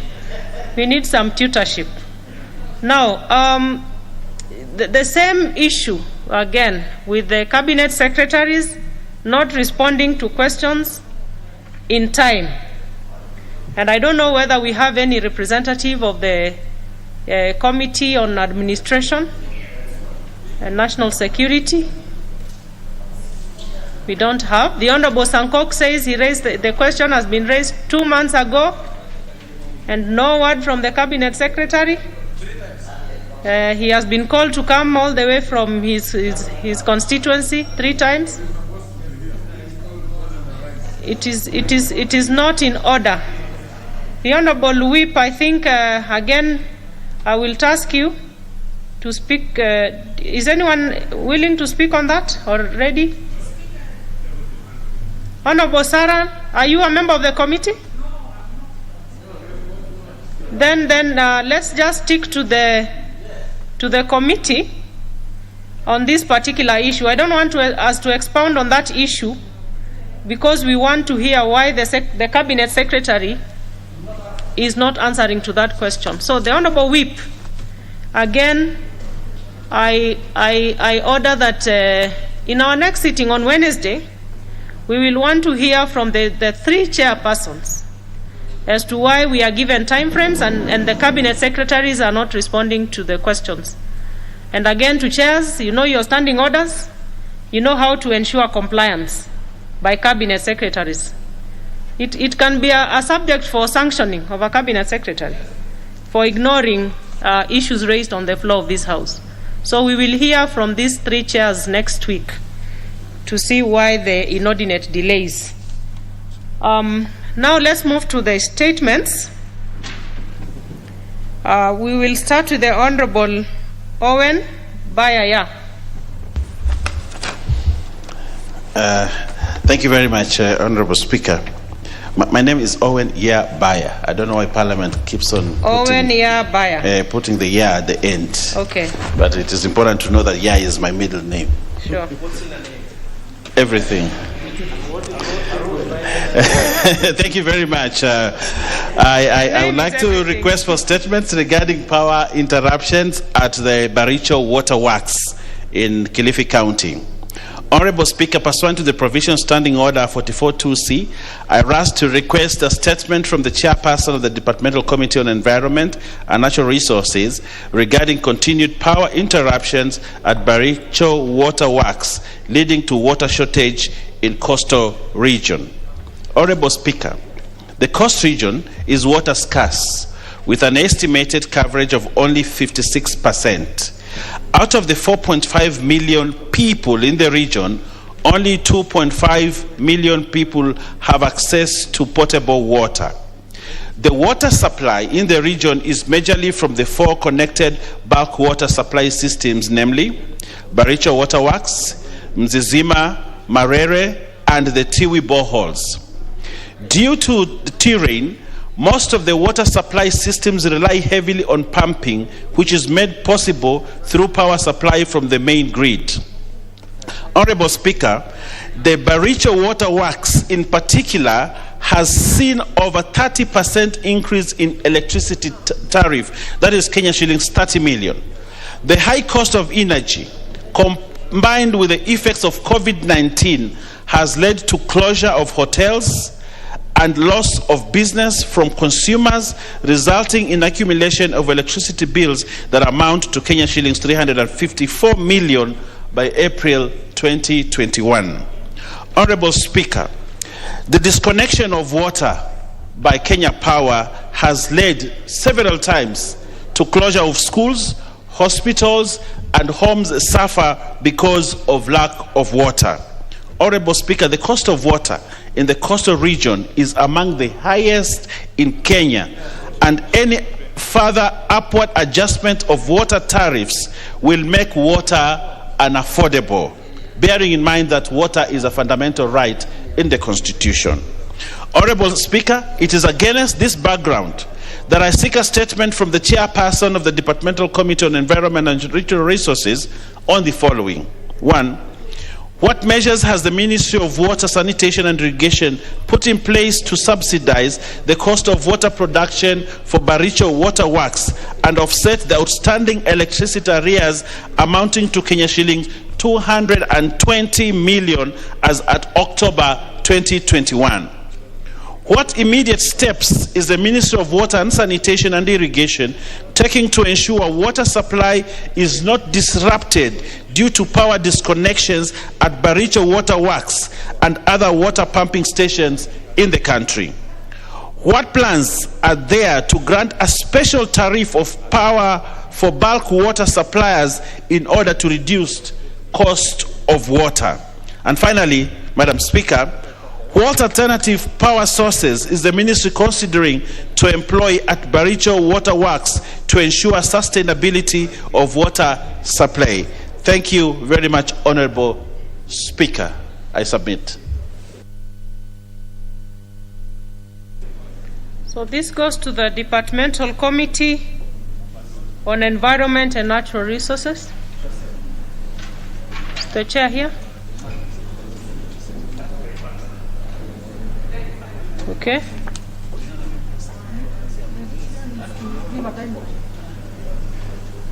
Any member of the committee or chairperson or vice chairperson to give a commitment on timeline? No one. Leader of majority and whip, can you be a mouthpiece for the chair? I guess, Madam Speaker, we'll commit them to the standard 2 weeks. 2 weeks. Yeah. So that should be communicated to the chair. And then we have some responses to statements. We have the chairperson, Finance and National Planning, to respond to the Honorable Oundo. Anybody from planning? I can say, okay, yes.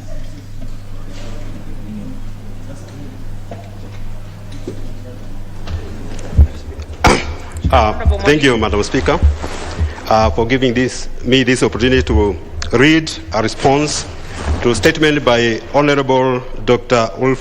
Wilberforce Oudo, MP, on behalf of Honorable Gladys Wanga, who is committed elsewhere. Honorable Speaker, pursuant to Standing Order 44.2c, Honorable Dr. Wilberforce Ouda, MP, requested for statement on 17 July 2021 regarding the status of the Kenya Transport and Logistics Network. National Treasury responded as follows as to the issues raised in the statement. I. What is the legal status on the establishment of Kenya Transport and Logistics Network? Response. First response. The KTLN was established on 7th August 2020 by His Excellency the President feed the Executive Order number 5 titled The Framework for Management, Coordination and Integration of Public Port, Railway and Pipeline Services. 2. The order was issued in response to need to meet a number of national objectives and priorities, among them A, the shared aspiration and capitalized in the Vision 2030 of transforming Kenya into a newly industrialized middle-income country, providing a high quality of life to all its citizens by 2030 in a clean and secure environment. B, the solemn duty of the state to guarantee access to public goods and facilitate the enjoyment of socio-economic rights. C, the Big Four agenda, focus on job creation and spurring of economic growth through manufacturing. D, the fostering of national competitiveness in the arenas of trade and ease of doing business. C, the compelling urgency for enhancing efficiency and coordination and insulating against the rising cost of business. Duplication and insulating against the rising cost of business. F, the need to reorient ministries and state departments towards policy direction and regulatory, while also vesting commercial state-owned enterprise under the National Treasury. And G, the need to secure the maximum contribution to job creation and economic development by state-owned enterprises, assets and parastatals in line with the recommendations of the Presidential Task Force on Parastatal Reform. 3, the order was issued in consensus of the need to establish a framework for a more effective and efficient management, coordination and integration of the operation of the state corporations, vested with the mandate of providing port, railway and pipeline services. 4, consequently, His Excellency the President, in line with his constitutional mandate and Article 132 and powers under Section 7(3) of the State Corporation Act, and for the purpose of securing the implementation of the objective in the executive order, reconstituted the boards of ICDC, KPA, KRC, and KPC, and the requisite gazette notices were issued and effected.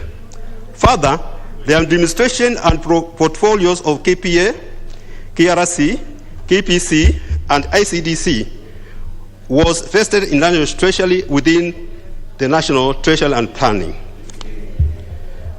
Second question was, what is the organizational structure of this new entity vis-a-vis the existing structure for the Kenya Railways Corporation, Kenya Pipeline Company, Kenya Post Authority, and Industrial and Commercial Development Corporation, ICDC?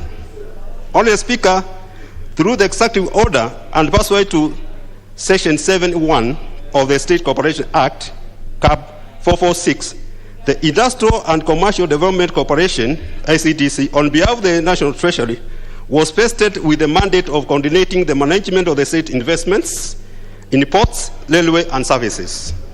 6.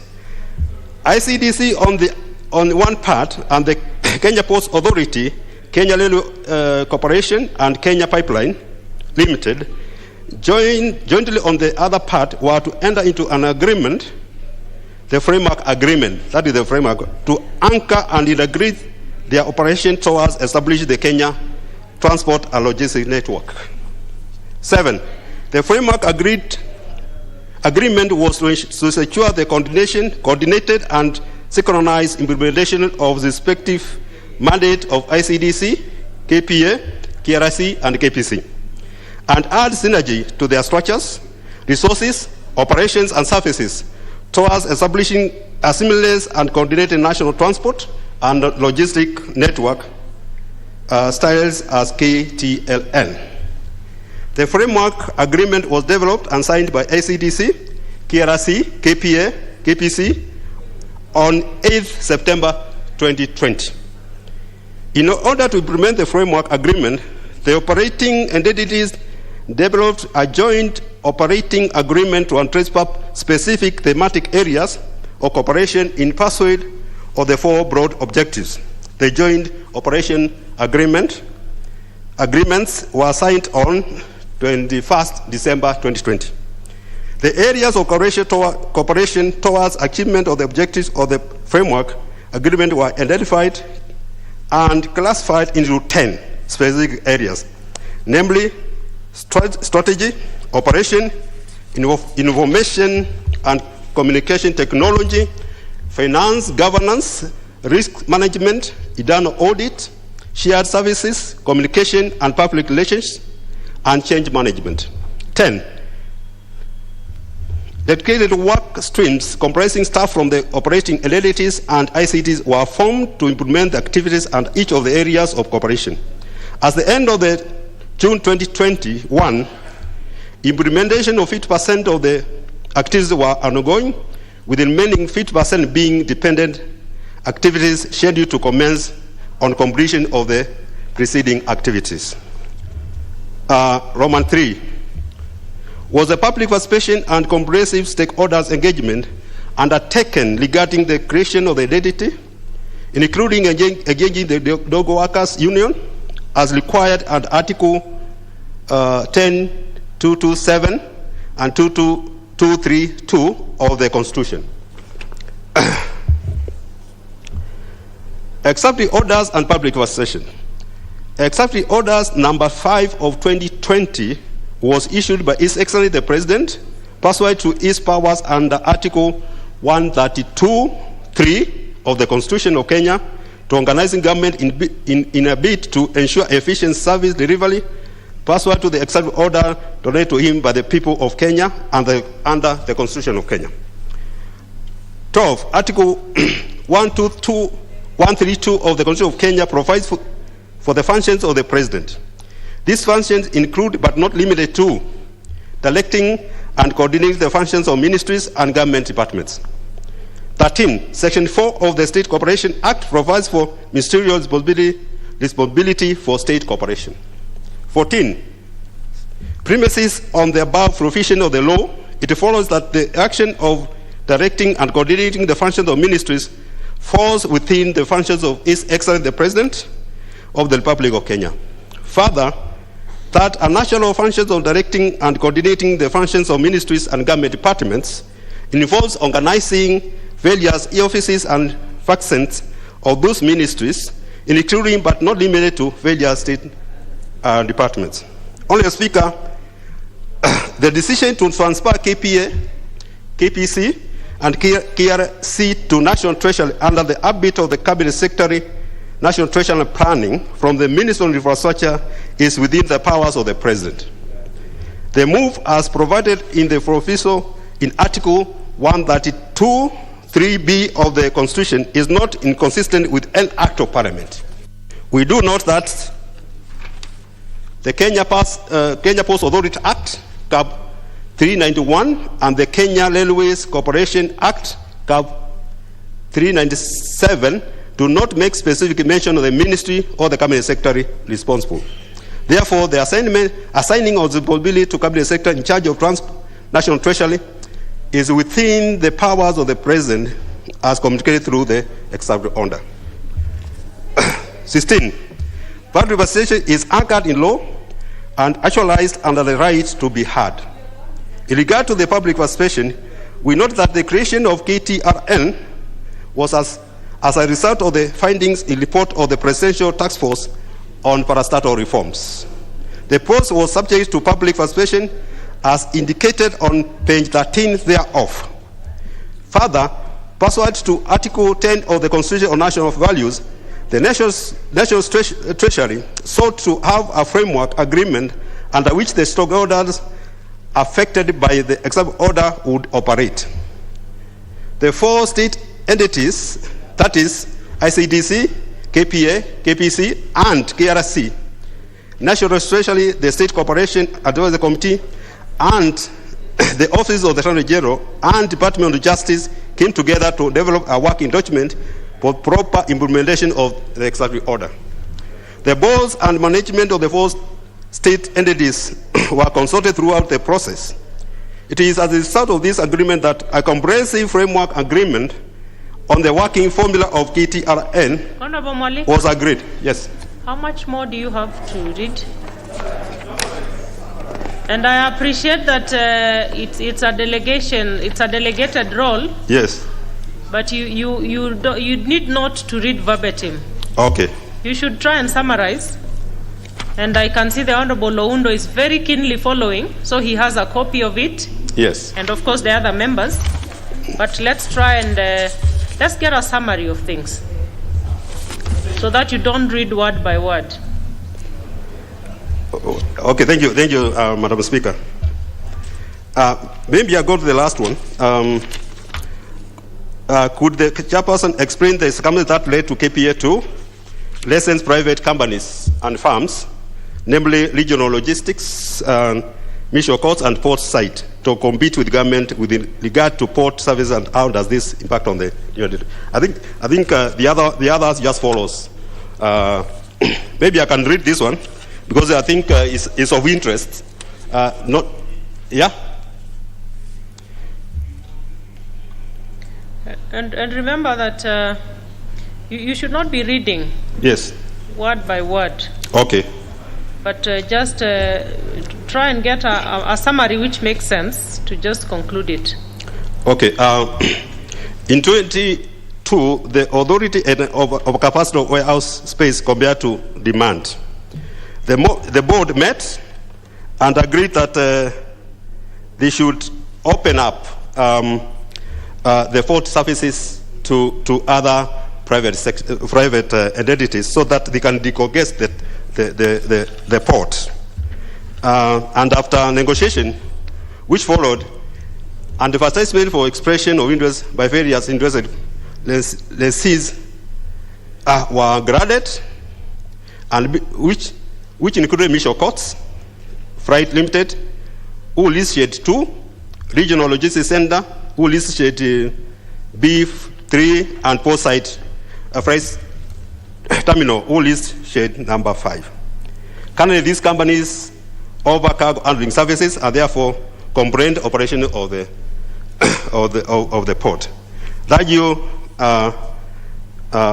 Madam Speaker, signed by Honorable Gladys Wanga on 16/11/2021. Thank you very much, Madam Speaker. Honorable Oundo, are you happy?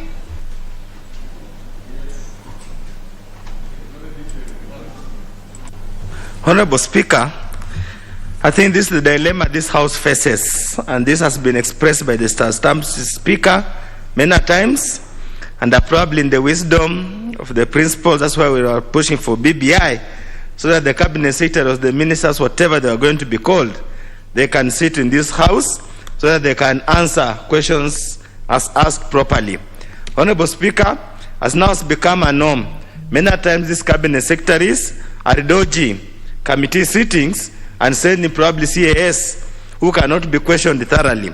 Honorable Speaker, the statement as long as it is, as verbose as it is, literally has nothing of substance. Sorry to use this, and I can't hold him, the committee responsible, but just needs to go on record.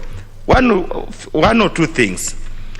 It does not actually answer the questions asked. They simply take us through a litany of policy statements and policy wordings that adds no value. Honorable Speaker, number one, and more so tellingly, question 2 has not been answered at all. And that was, what is the organizational structure of the new entity vis-a-vis the existing one? We are creating an amorphous organization that seems to start to usurp the power inherently donated to Treasury to hold government assets on behalf of the government. What we are trying to do here, whatever mischief we are trying to do, nobody ever knows. And you know, with this government, you never know what it's all about. Honorable Speaker, I also want to mention on the issue of public participation. They mentioned the task force report on parastatal reform that began during the era of Honorable Mwai Kibaki. Honorable Mwai Kibaki left office in 2013. These changes were being made in 2020. You cannot, honestly speaking, use public participation done in 2001, 2002 to purport to be current public participation. Then at that rate, we are actually subverting the provisions of the Constitution. Honorable Speaker, in respect of Kenya Power, there are unions. In respect of even Kenya Power, they have unions that represent the workers. Failure to consult them is actually transversity and a breach of the law. That's why we are saying, Honorable Speaker, as much as there's something on record, it does not answer the questions that we hope to be answered. Probably I'll have to go back, have further consultation with the clerk's office to see how best to extract the correct response out of the ministry in respect of this matter. Otherwise, there's nothing I can do to empathize and sympathize with my colleague, because he's a harmless messenger, and there's nothing I can do. If I had the powers, probably I've told him return to the sender. Thank you, Honorable Speaker.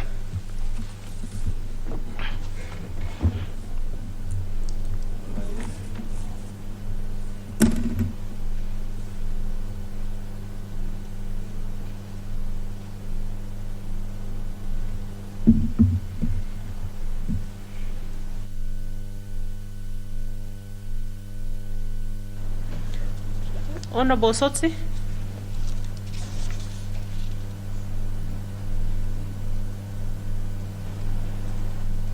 And be brief. Madam Speaker, I've been listening very keenly to the response to the request for statement by Dr. Oundo, and I thought that the matter raised there was quite substantial, and I was just wondering why, though we have a limitation has been pointed out by Dr. Oundo in terms of cabinet secretary sitting in this house. But I thought the committees have an obligation when a matter is of national importance like this to invite the cabinet secretary to come and respond to the issues before the answer is brought to this House, because listening to the answers do not correlate with the question, and really it is not justice to the statement that he requested. So I would ask that, Madam Speaker, you order that the committee looks at this matter seriously. Even though they have tabled a statement, they need to look at this matter seriously and possibly give this House a report on the same. And this should apply to many other cases where members have brought statements here and there is no sufficient answers given by the respective cabinet secretaries.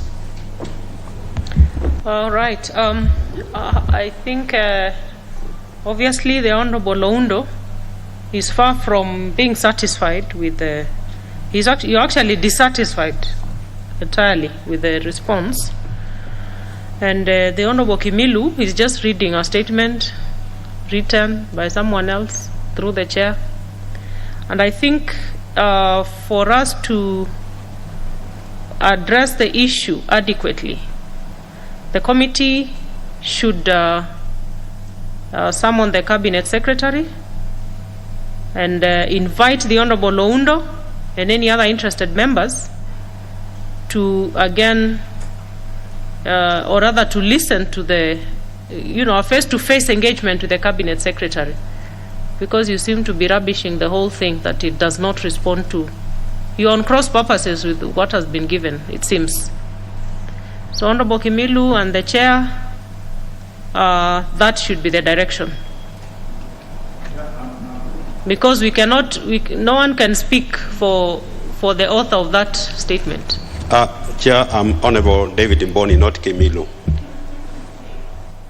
Honorable Mboni? Mwalika, yes. Yes, Honorable Mwalika. So you got the point to be relayed to the chair. So Honorable Oundo, you need to follow up, and hopefully that can be done the soonest possible. Let's have the Honorable Chair for Finance and National Planning once again responding to the Honorable Aden Duale. Honorable Mwalika. Thank you, Chair. The Honorable Duale is not here. So we will carry it forward, because you will not. There is no one to listen to what you have to present. So unfortunately, the Honorable Duale, by a fault of his own, he will have to wait longer. The Honorable Munene Wambugu. Okay. To be again, Honorable Member representing the Chair. Thank you, Chair, for giving me this opportunity to read a response to statement by Honorable Munene Wambugu, MP. Speaker, pursuant to Standing Order 44-2C, Honorable Wambugu, MP, requested for a statement on that 23rd September 2020 regarding the upsurge of unregulated investment schemes and financial front status. National Treasury responded as follows to the issues raised in the statement. How many regulated and unregulated schemes are in existence in the country, if any, and could the chairperson provide a list of the said schemes and actions that have been taken against them? Speaker,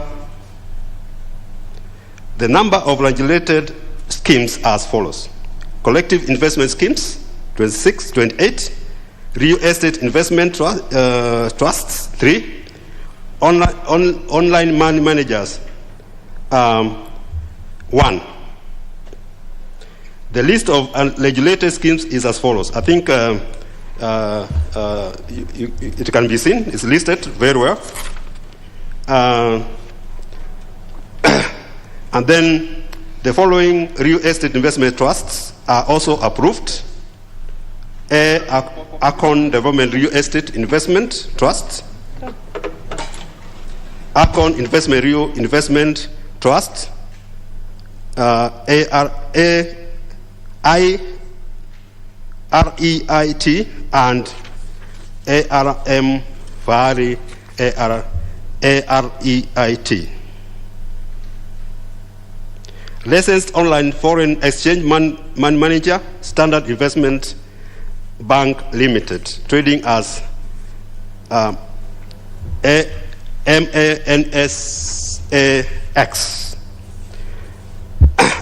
Unregulated schemes.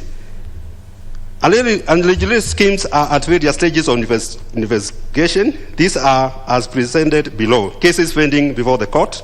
I think you can see them.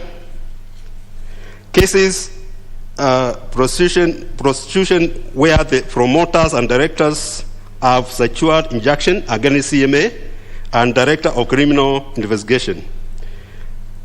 Start with Cyton Investment Limited. On behalf of Cyton I-Yield Solutions as various stay orders against CMA and DCI barring taking of any certain action. Certain has since filed civil suits against the CMA, Chief Executive Officer, and some managers of CMA. Cases under investigation, you can see them.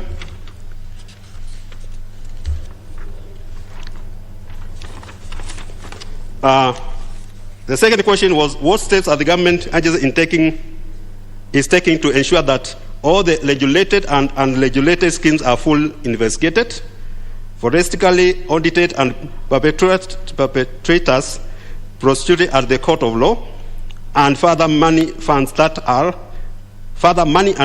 were illegally collected from various victims are returned to their owners. Madam Speaker, ease of reporting. CMA has developed online compliance and whistleblower portal on the website. I think that's very clear that whistleblowers can go to the portal and be able to alert CMA on what is happening.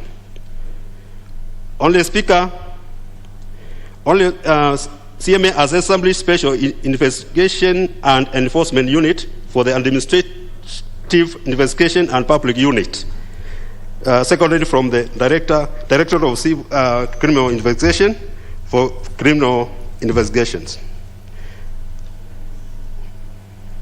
CMA has at its disposal a variety of administrative sanctions to impose on offenses committed by regulated entities. Offenses committed by unregulated are subject to venal sanctions. 11. The CMA has continually conducted raids on unlicensed operators and seized evidence and aligned promoters and directors of unlicensed schemes in court for criminal prosecution. Let me move to that question. Could the relevant ministry consider drafting and submitting rules and regulations to National Assembly for adoption that are geared towards better and sound management of the schemes in the country? The authority in the process of analyzing draft capital markets collective investment schemes, Regulation 2021, and draft capital markets collective investment schemes that intend to expand the scope of regulation to schemes that currently do not fall within the regulatory ambit. 5. What plans, if any, are underway to organize sensitization program on the heels of post-tax schemes, as well as financial literacy lessons to encourage the citizens on availability government empowerment programs for employed persons and any other economically challenged groups for possible safer ways of investment so as to reduce the inclination to invest in such regulated schemes. And this is very important. CMA has the following efforts and initiatives. Emphasis on constant, continuous, and repeated communication with thematic messages on regulated capital market products, licensed entities in capital markets, risks of investing in unregulated products through unlicensed entities, partnership with the Capital Market Authority, engagement with industry association,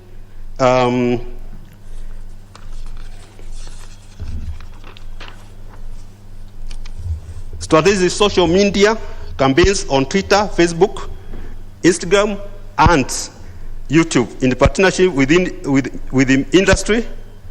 That is MoneyWise, a good platform, live section of Facebook, among others. Leveraging on ongoing CMA and industry-led events to drive editorial support, organizing corporate events in partnership with the industry players and key opinion leaders such as golf tournaments to seeking industry support.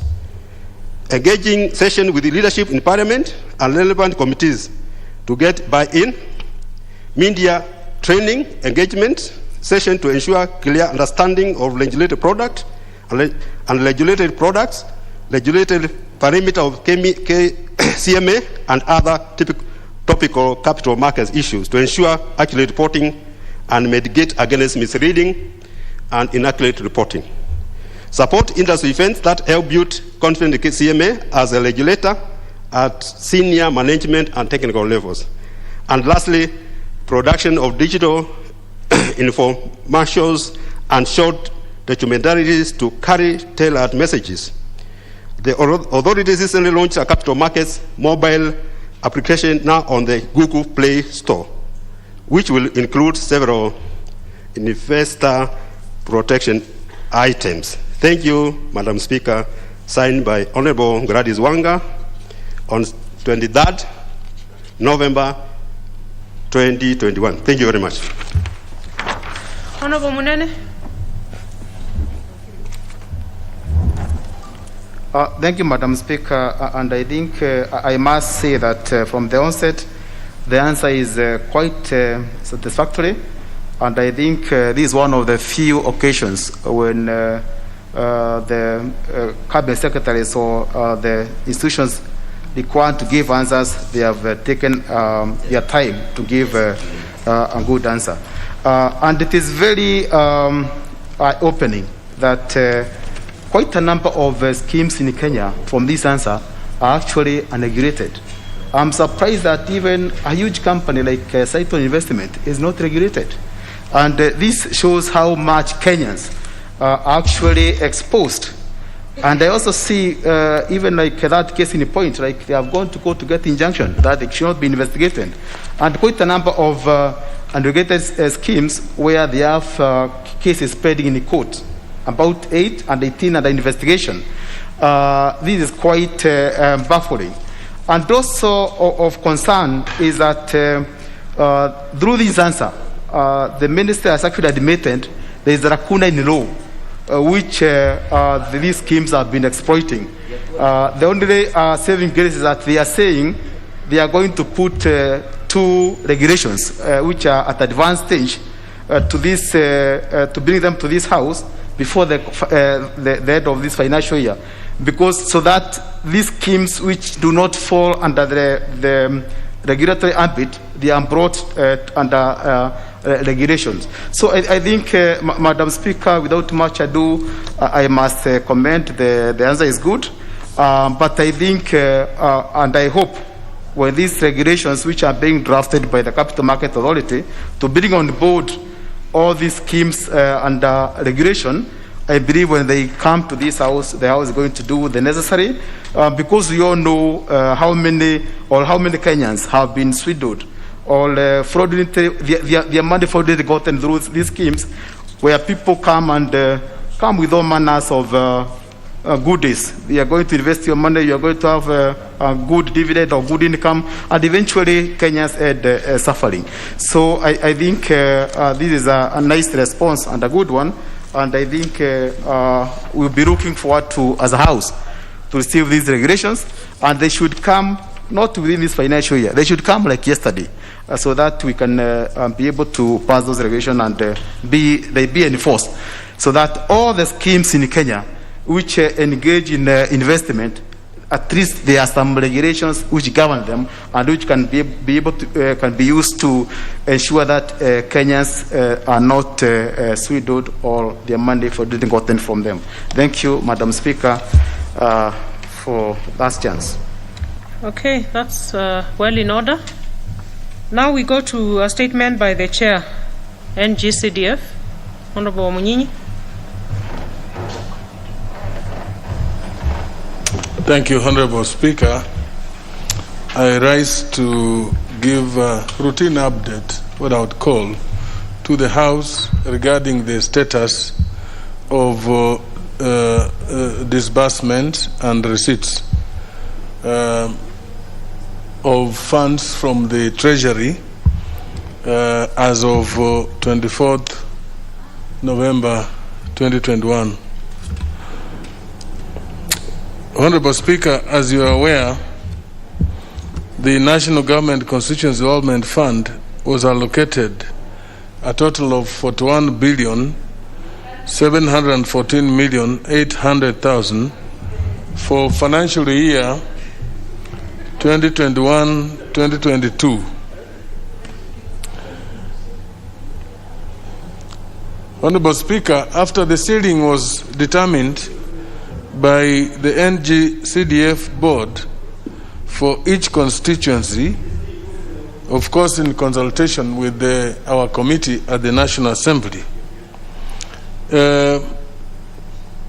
constituencies were asked to submit proposals for projects to the board and have since been processed. I can confirm, Honorable Speaker, that all the 290 constituencies have had their proposals considered and funds have been released to their constituencies. I'll shortly be explaining how they have received the funds, Honorable Speaker. Now, this, Honorable Speaker, has been, of course, pursuant to Section 39, subsection 2 of the Act, which provides that disbursement of funds to constituents' fund account shall be effected at the beginning of the first quarter of each financial year with an initial amount equivalent to 25% of the annual allocation for constituency, and thereafter the constituents' fund account shall be replenished in 3 equal installments at the beginning of the second, third, and fourth quarters of financial year. However, here, Honorable Speaker, I must say that because of the unique manner in which disbursements have been undertaken, we have not strictly followed this, because the Treasury has been releasing funds in piecemeal based on collection of revenue. Therefore, the manner of release of funds from the Treasury has not been in accordance with this. But however, I must also point out that the funds have been released to the board and subsequently to the constituencies. And I wish to state here that the first quarter of the financial year has been received in full. That means that 10 billion plus has been received for the first quarter. Then additionally, another 10 billion has been received for the second quarter.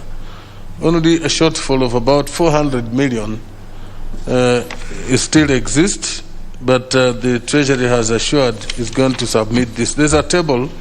When members who may be interested to look at it, I'll present it. They may check in room number 8. There's a table showing how the Treasury has disbursed the funds, each date and week and how much, which totals to 20 billion 428 million. Honorable Speaker, the amount received from the Treasury has been disbursed to the constituencies as follows. 30 constituencies have received 50%. That is to say they have received 68 million point something, which is equivalent to 50% of the total amount in the ceiling. That amounts to 2 billion and 40 million, Honorable Speaker. 260 constituencies have received between 25 and 32% from the funds that have been received from the Treasury. This totals to 11.1 billion, what has been sent to constituencies that have not attained 50%. The reason I wish to point out, Honorable Speaker, why this scenario is because submission of proposals was not done at the same time. Further, release of funds from the Treasury also has not been at the same time. So first come, first served. And Honorable Speaker, 1 billion has been disbursed to the CDF Secretariat at the board for its administrative purposes.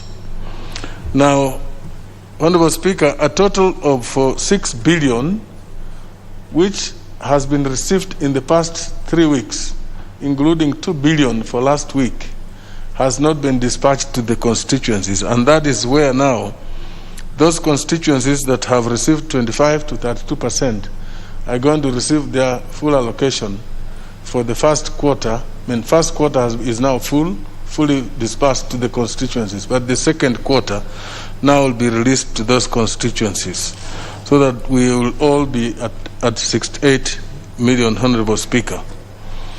Now, Honorable Speaker, in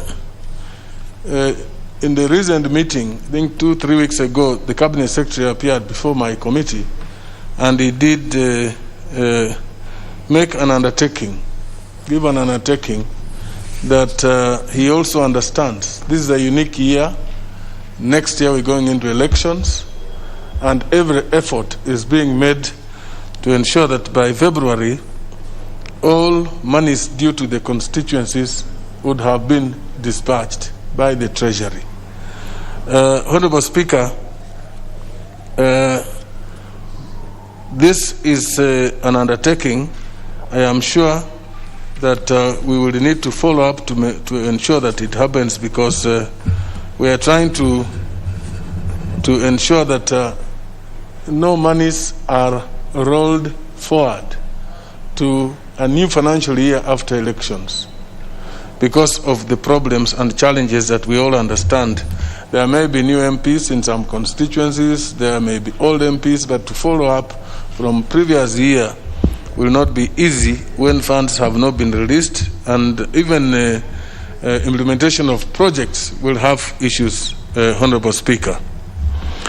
Now, there is also an issue of pending arrears of 4.9 billion, Honorable Speaker, which you also are aware that we did establish a subcommittee in our committee to investigate how these monies were brought forward, were carried forward from the previous years. And this report was tabled before the House. The House debated it and passed a resolution that this ought to be captured, in the coming supplementary budget, so that this can be sorted out, because there are constituencies that have not received up to about 10 to 15 million each constituency, Honorable Speaker. The Implementation Committee of the House has picked the report, the resolution of the House. The Budget Committee has also been informed, and I'm reliably informed that the State Department for Planning has also captured the same and is being addressed, for purposes of the supplementary budget due before the House sometimes to come. I, Honorable Speaker, want to appreciate the role played by my friend, the leader of majority.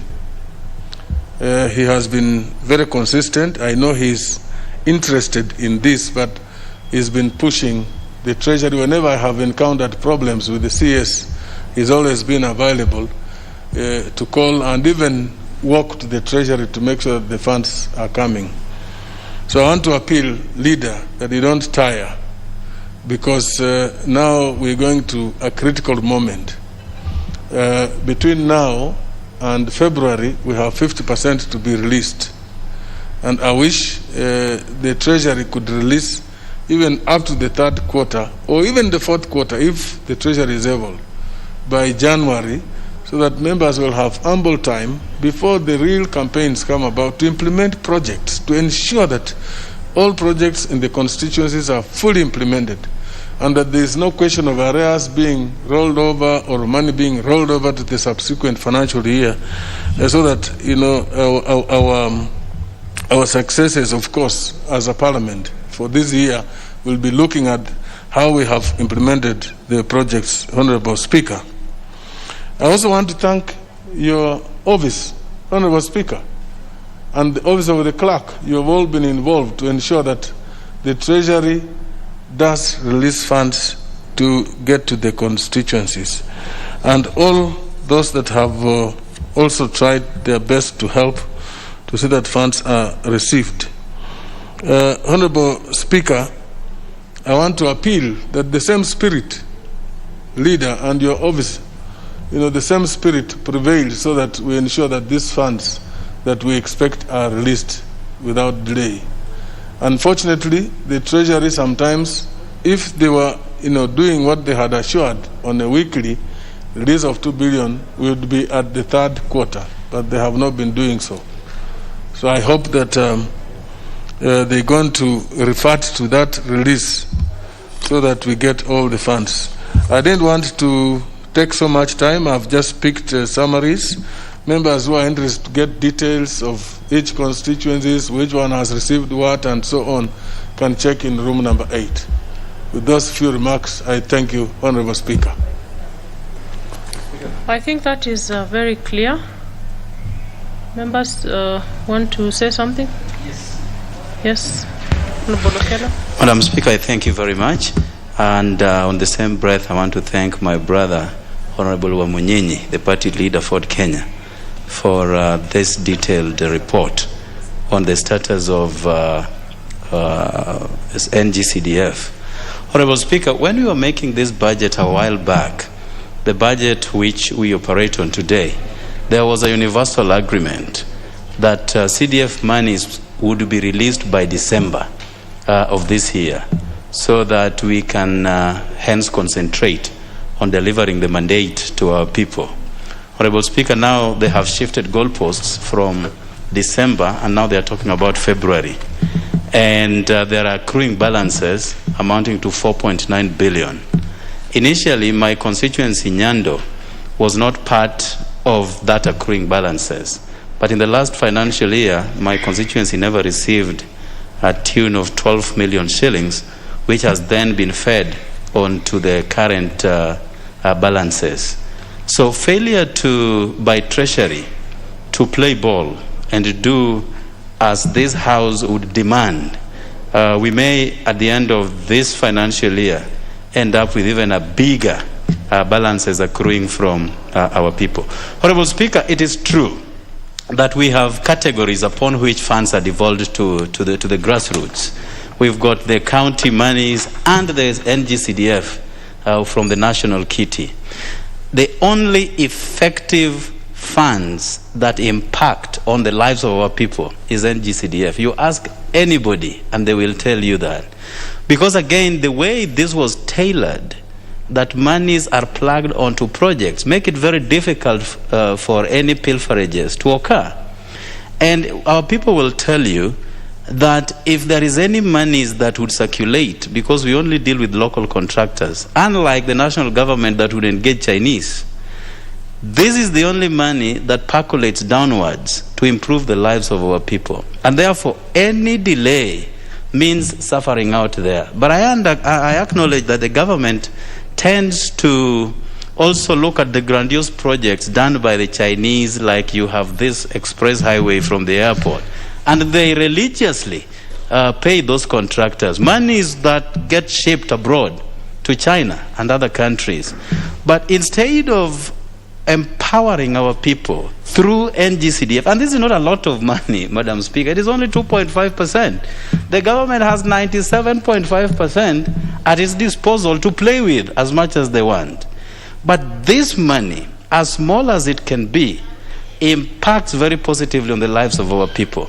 We are talking about CBC, for instance. The government did talk about releasing 10 billion shillings to go towards new classrooms. I don't know whether any constituency has seen that money. And I don't know whether it will ever be released, Honorable Madam Speaker. So this NGCDF is what the government needs to pay much attention to. And I want to thank our majority leader who has pursued these monies together with my brother, Honorable Munyinyi, the committee chair.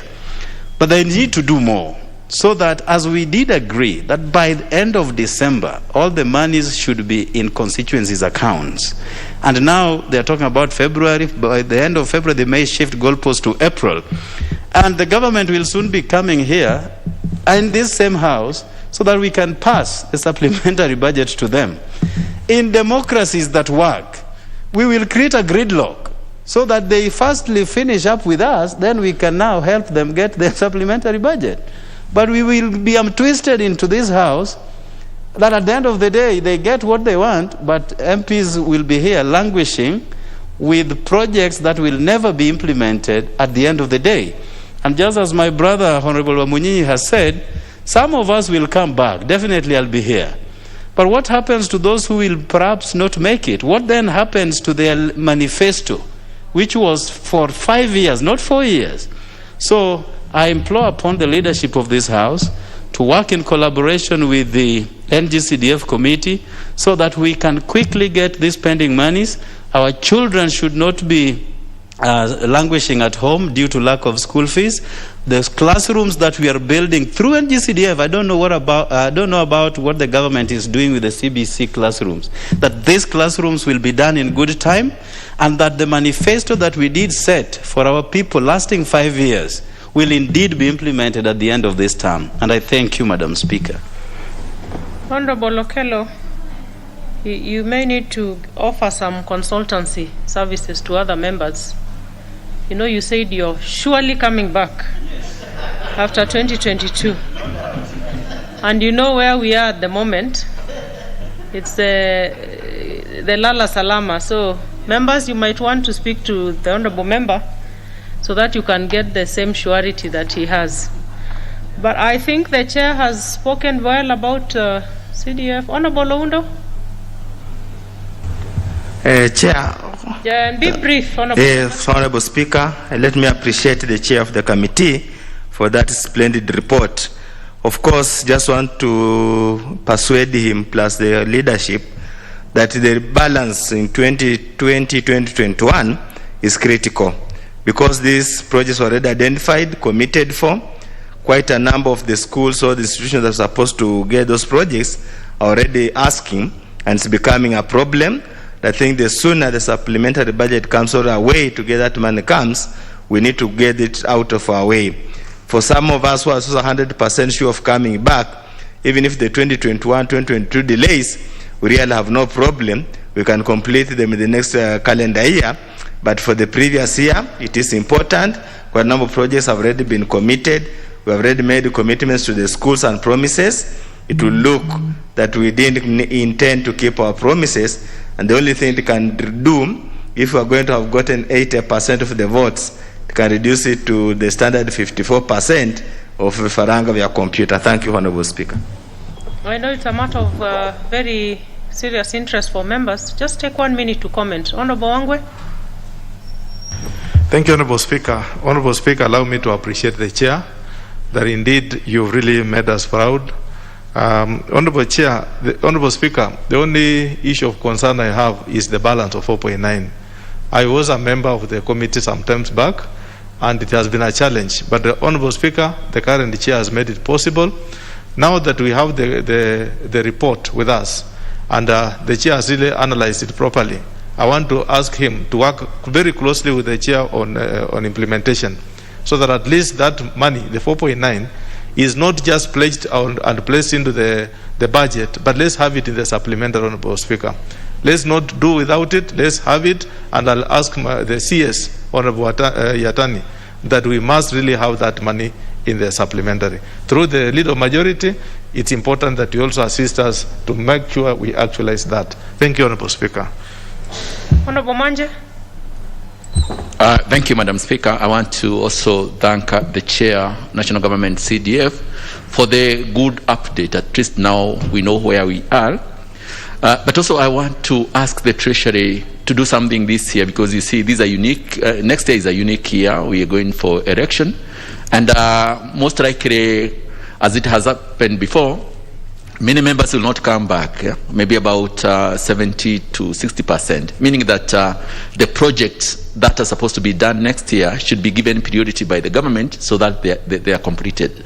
And also you'll find that the CDF is a very good model that is normally monitored by the public. So it's a sure way, a sure bet where the money taken will go to the correct cause. And also CDF is very visible in the country. You go throughout the country, you will see those unique projects from this kitty. So I think the way to go, because we are not able to monitor how these other monies are spent in the country, CDF is the way to go.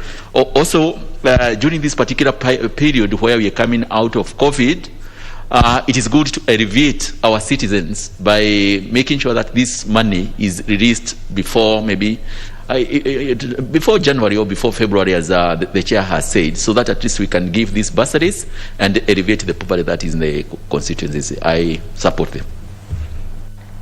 Okay. I think, okay. I see Honorable Murugara. Yes. Thank you, Madam Speaker. Madam Speaker, allow me also to join the others in thanking the Chairman for that update he's given to us. I think our position has been clearly explained by Honorable Kello, and that is what we stand by. Thank the Majority Leader who has persistently assisted us get the money when the Treasury becomes adamant.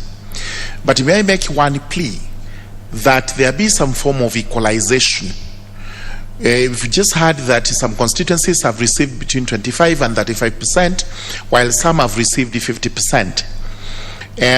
We may not be able to know the reasons behind, but if there can be a form of balancing so that disparity is cleared and that there is some form of equity as we proceed with the way the money is released by the board, then it would be useful to us as members of parliament.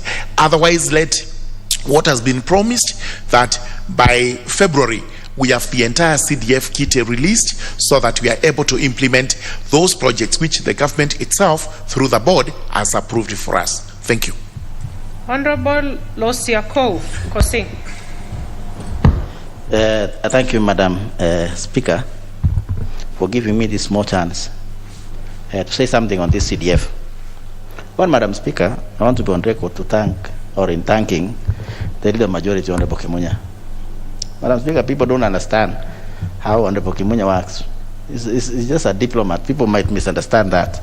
And I remember he was being bashed during some particular times, and he was really working very hard. And he was not chairman, and he's not chairman of CDF. So I want to thank him. And also, Madam Speaker, follow it up by saying that we are heading also to a very critical and very difficult time. You know, when we go for this, it's a long one until maybe January. And sometimes things move when we're in Parliament. So, but when we're out of Parliament and we're at home doing things that we're doing for our people, you know what happened? Treasury seems, or people in Treasury think that we have gone to sleep. And therefore it becomes very difficult even to move those monies. And I want to implore upon our leader majority that he should be our Parliament when we are on recess, so that he can be working to National Treasury to make sure that these funds follow us. And that goes together with what Honorable Morugara said. What about if few constituencies, Madam Speaker, that are 40 constituencies have received 50%? What about these 200? You know, it's now bringing those issues into focus, because, Madam Speaker, what are we going to do at home? You're supposed to be now contacting and actually doing those development projects. So I want to implore again our leader majority and our chairman, our able chairman, our very able chairman, Madam Speaker, and through your office, that don't sleep, let members also be busy at home during this time through CDF. I thank you, Madam Speaker. Honorable Munene. Thank you, Madam Speaker, for giving me a chance also to add my voice to this. And from the onset, I want to sincerely thank the chairman and also the leader and the whole committee for doing a good job. However, Madam Speaker, I think my concern is that it should not be an issue like you are appealing, because I think the law is very clear when this money is supposed to be released. Each financial year, whatever we are supposed to get, we should get during that financial year. Not because some of us may not come back and there will be that issue of rolling over. Is that the money should be released at appropriate time and timely. And more so, especially the outstanding 4.9, where we know most of us, most of the committee and committed that money, and I think, and even given some work which is yet to be paid.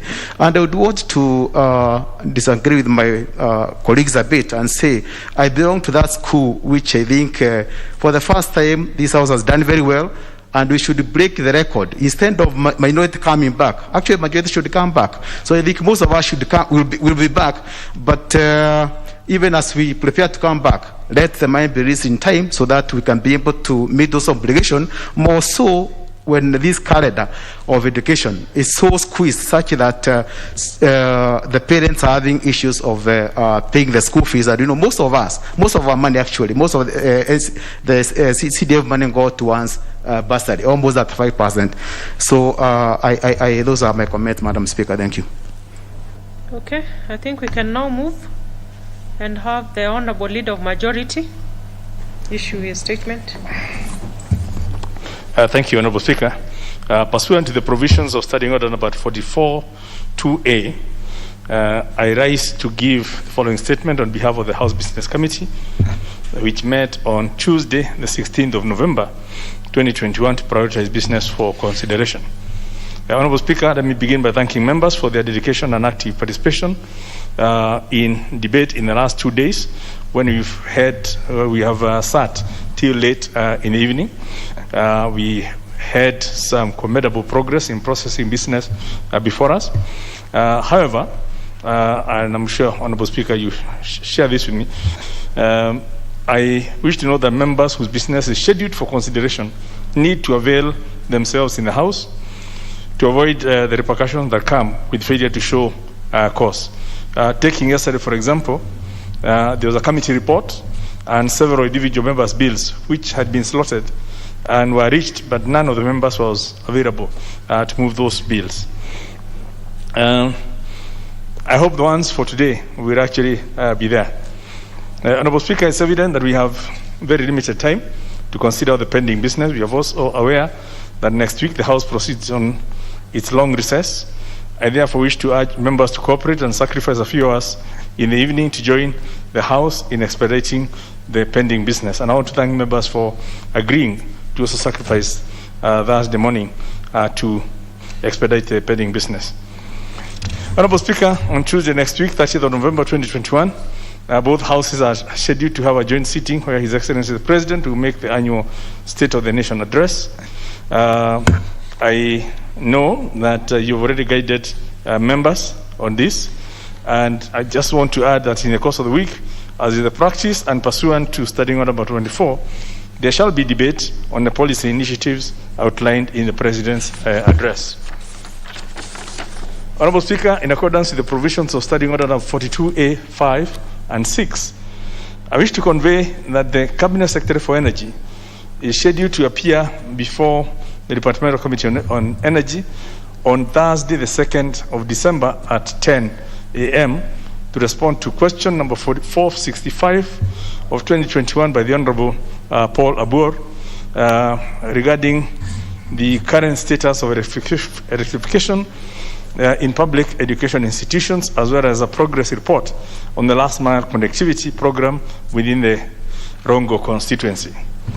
Number 2, question number 472, 2021 by the Honourable Samuel Atandi regarding the criteria employed by the Kenya Power and Lighting Company to engage WBP Standard PLC in its operations as flagged in the Auditor General's report for the year ended 30th of June 2020. Question number 479 of 2021 by the Honourable Michael Mushera, Ojoro MP, regarding the delay in metering of over 25 projects undertaken by the Rural Electrification and Renewable Energy Corporation, REREC, in Ojoro constituency, and when they'll be metered.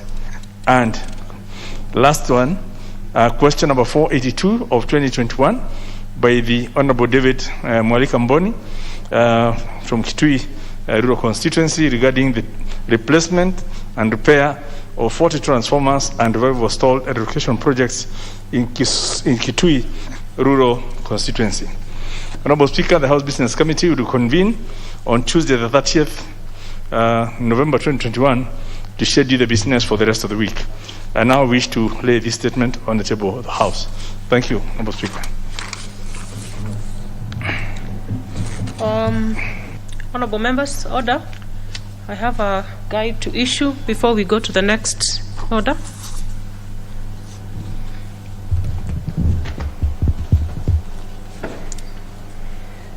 Honorable members, I wish to give a guide on the business appearing as order numbers 16, 18, and 19 in the order paper for Thursday, 25th November 2021.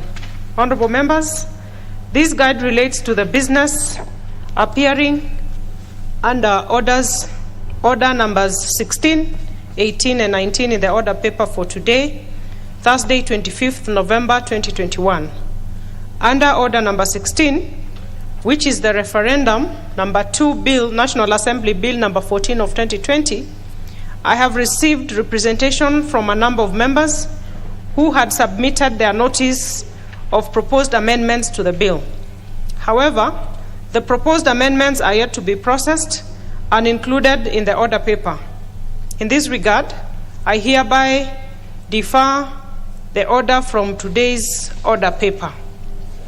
With respect to the business appearing under order number 18, regarding the Kenya Roads Amendment Bill, National Assembly Bill number 12 of 2020, it will be recalled that the bill was listed in the order paper on Thursday, 19th August 2021 for second reading.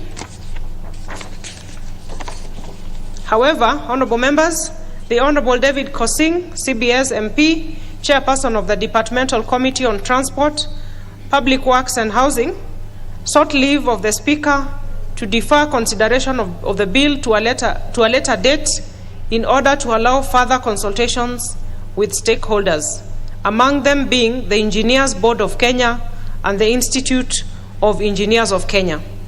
Honorable members, among the objectives of the then report of the committee on the bill was a proposal to introduce an amendment, the effect of which was to open up the position of the Director General of Kenya Roads Board to professionals other than engineers only. Further, the Office of the Speaker had received petitions and representations from the Engineers Board of Kenya, the Institute of Engineers of Kenya, and the general public cautioning against such proposal. In his request to defer the bill, the Honorable Kosing undertook to engage key stakeholders and the public further on the foregoing proposal and table an addendum report thereof. It's on account of the foregoing that the Speaker granted leave and deferred consideration of the bill until the committee tables an addendum to their report regarding the outcome of the engagements. Honorable members, it is on record that yesterday, Wednesday, 24th November 2021, the chairperson of the Departmental Committee on Transport, Public Works, tabled an addendum to the report of the Departmental Committee on Transport, Public Works on its consideration of the Kenya Roads Amendment Bill 2021, tabled on 5th August 2021. In this regard, the Speaker has reinstated the bill to proceed for consideration at second reading and subsequent stages. Honorable members, with regard to the Advocates Amendment Bill, National Assembly Bill number 43 of 2021, appearing under order number 19 in today's order paper, the Office of the Speaker is in receipt of a letter from the Chairperson of the Departmental Committee on Justice and Legal Affairs, seeking leave to withdraw the bill pursuant to Standing Order 140. Before I guide the House, it is worth noting as follows. 1. The Departmental Committee on Justice and Legal Affairs introduced the bill in furtherance of its own recommendations as contained in the report on its consideration of Public Petition number 20 of 2021 by one Mr. George Njenga Mwaniki and 12 others, seeking amendment of the Advocates Act, Cap 16, to allow admission of law practitioners from the republics of Rwanda and Burundi to the role of advocates in Kenya. 2, in its report tabled in this House on 12th October, in its report tabled in this House on 12th October 2021, the committee agreed to the petitioner's prayers that Parliament ought to legislate in the manner proposed in the bill in question. And 3, the bill was read a first time on 10th November 2021 and is undergoing public participation, and the period for submission of memoranda opened on 11th and closed on 23rd November 2021. I can reasonably believe that the committee might not have applied itself to the submissions made by the rest of the public and key stakeholders on the bill, save for the submission of the Office of the Attorney General. In this regard, I hereby defer the business appearing under Order Number 19 to await the Speaker's determination of the request by the Chairperson of the Departmental Committee on Justice and Legal Affairs in light of Standing Order 140, which grants the Speaker the discretion to consider the merit of such request before granting leave to withdraw a bill. The House is accordingly guided. I thank you. Next order.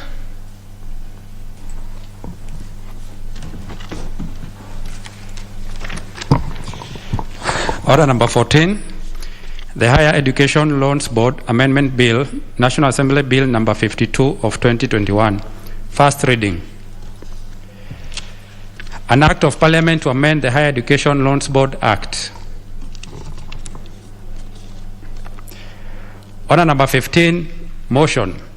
Approval of nominees to the Kiambaa Constituency Committee.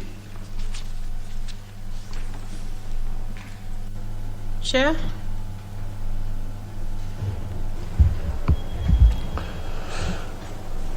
I thank you, Honorable Speaker, and beg to move that pursuant to provisions of Section 43, subsection 4 of the National Government Constituency Development Fund Act 2015 and paragraphs 5, 2, and 10 of the National Government Constituency Development Fund Regulations 2016, this House approves the list of nominees for appointment to the Kiambaa Constituency Committee of the National Government Constituency Development Fund, laid on the table of the House on Thursday, November 11, 2021, as follows. 1, George Muiruri Wamboi, a male youth representative. 2, Geoffrey Ndigi Mukora, male adult representative. 3, Isabel Murugi Kinyanjui, female youth representative. 4, Elizabeth Wamboi Kitau, female adult representative. 5, Ann Nduta Karioki, representative of persons with disability. 6, Jackson Mbugwa Kinyanjui, nominee of the constituency office, male. 7, Rose Wanjiku Nganga, nominee of the constituency office, female. Honorable Speaker, all the nominees are first appointment. This is a result of the by-election that was held in Kiambaa constituency. Did you say they are on first appointment? I can see some who are on reappointment. Yes, majority are first appointment, the others are reappointment. Yeah. It's a mixture of first appointment and reappointment, Honorable Speaker. I beg your pardon. As I was saying, Honorable Speaker, this was a result of the by-election that was held in the constituency following the death of our colleague, the Honorable Paul Koinange.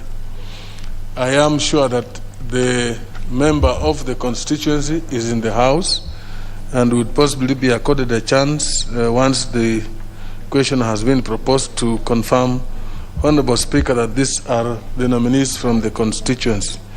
And having said that, because this is procedural, merely seeking House approval of membership of the committee, there is not much that I want to add, Honorable Speaker, and therefore I beg to move and ask the Honorable Emmanuel Wangwe to second. Thank you, Honorable Speaker. Honorable Speaker, I rise to second the motion by the Chair NGCDF, and also thank the Honorable Member of Kiambaa, my very good friend Honorable Wanjiru, that he has really complied with the CDF Act. When you look at the way he has placed his membership, he has considered entirely as per the CDF Act. This is a good thing, and Honorable Wanjiru, I just want to wish you well. You came in a bit towards the end of the House, and may the people of Kiambaa look at you with mercy and support you to be among the 30% who are likely to come back. Thank you, Honorable Speaker, and I second. Other members? I thought somebody had stopped.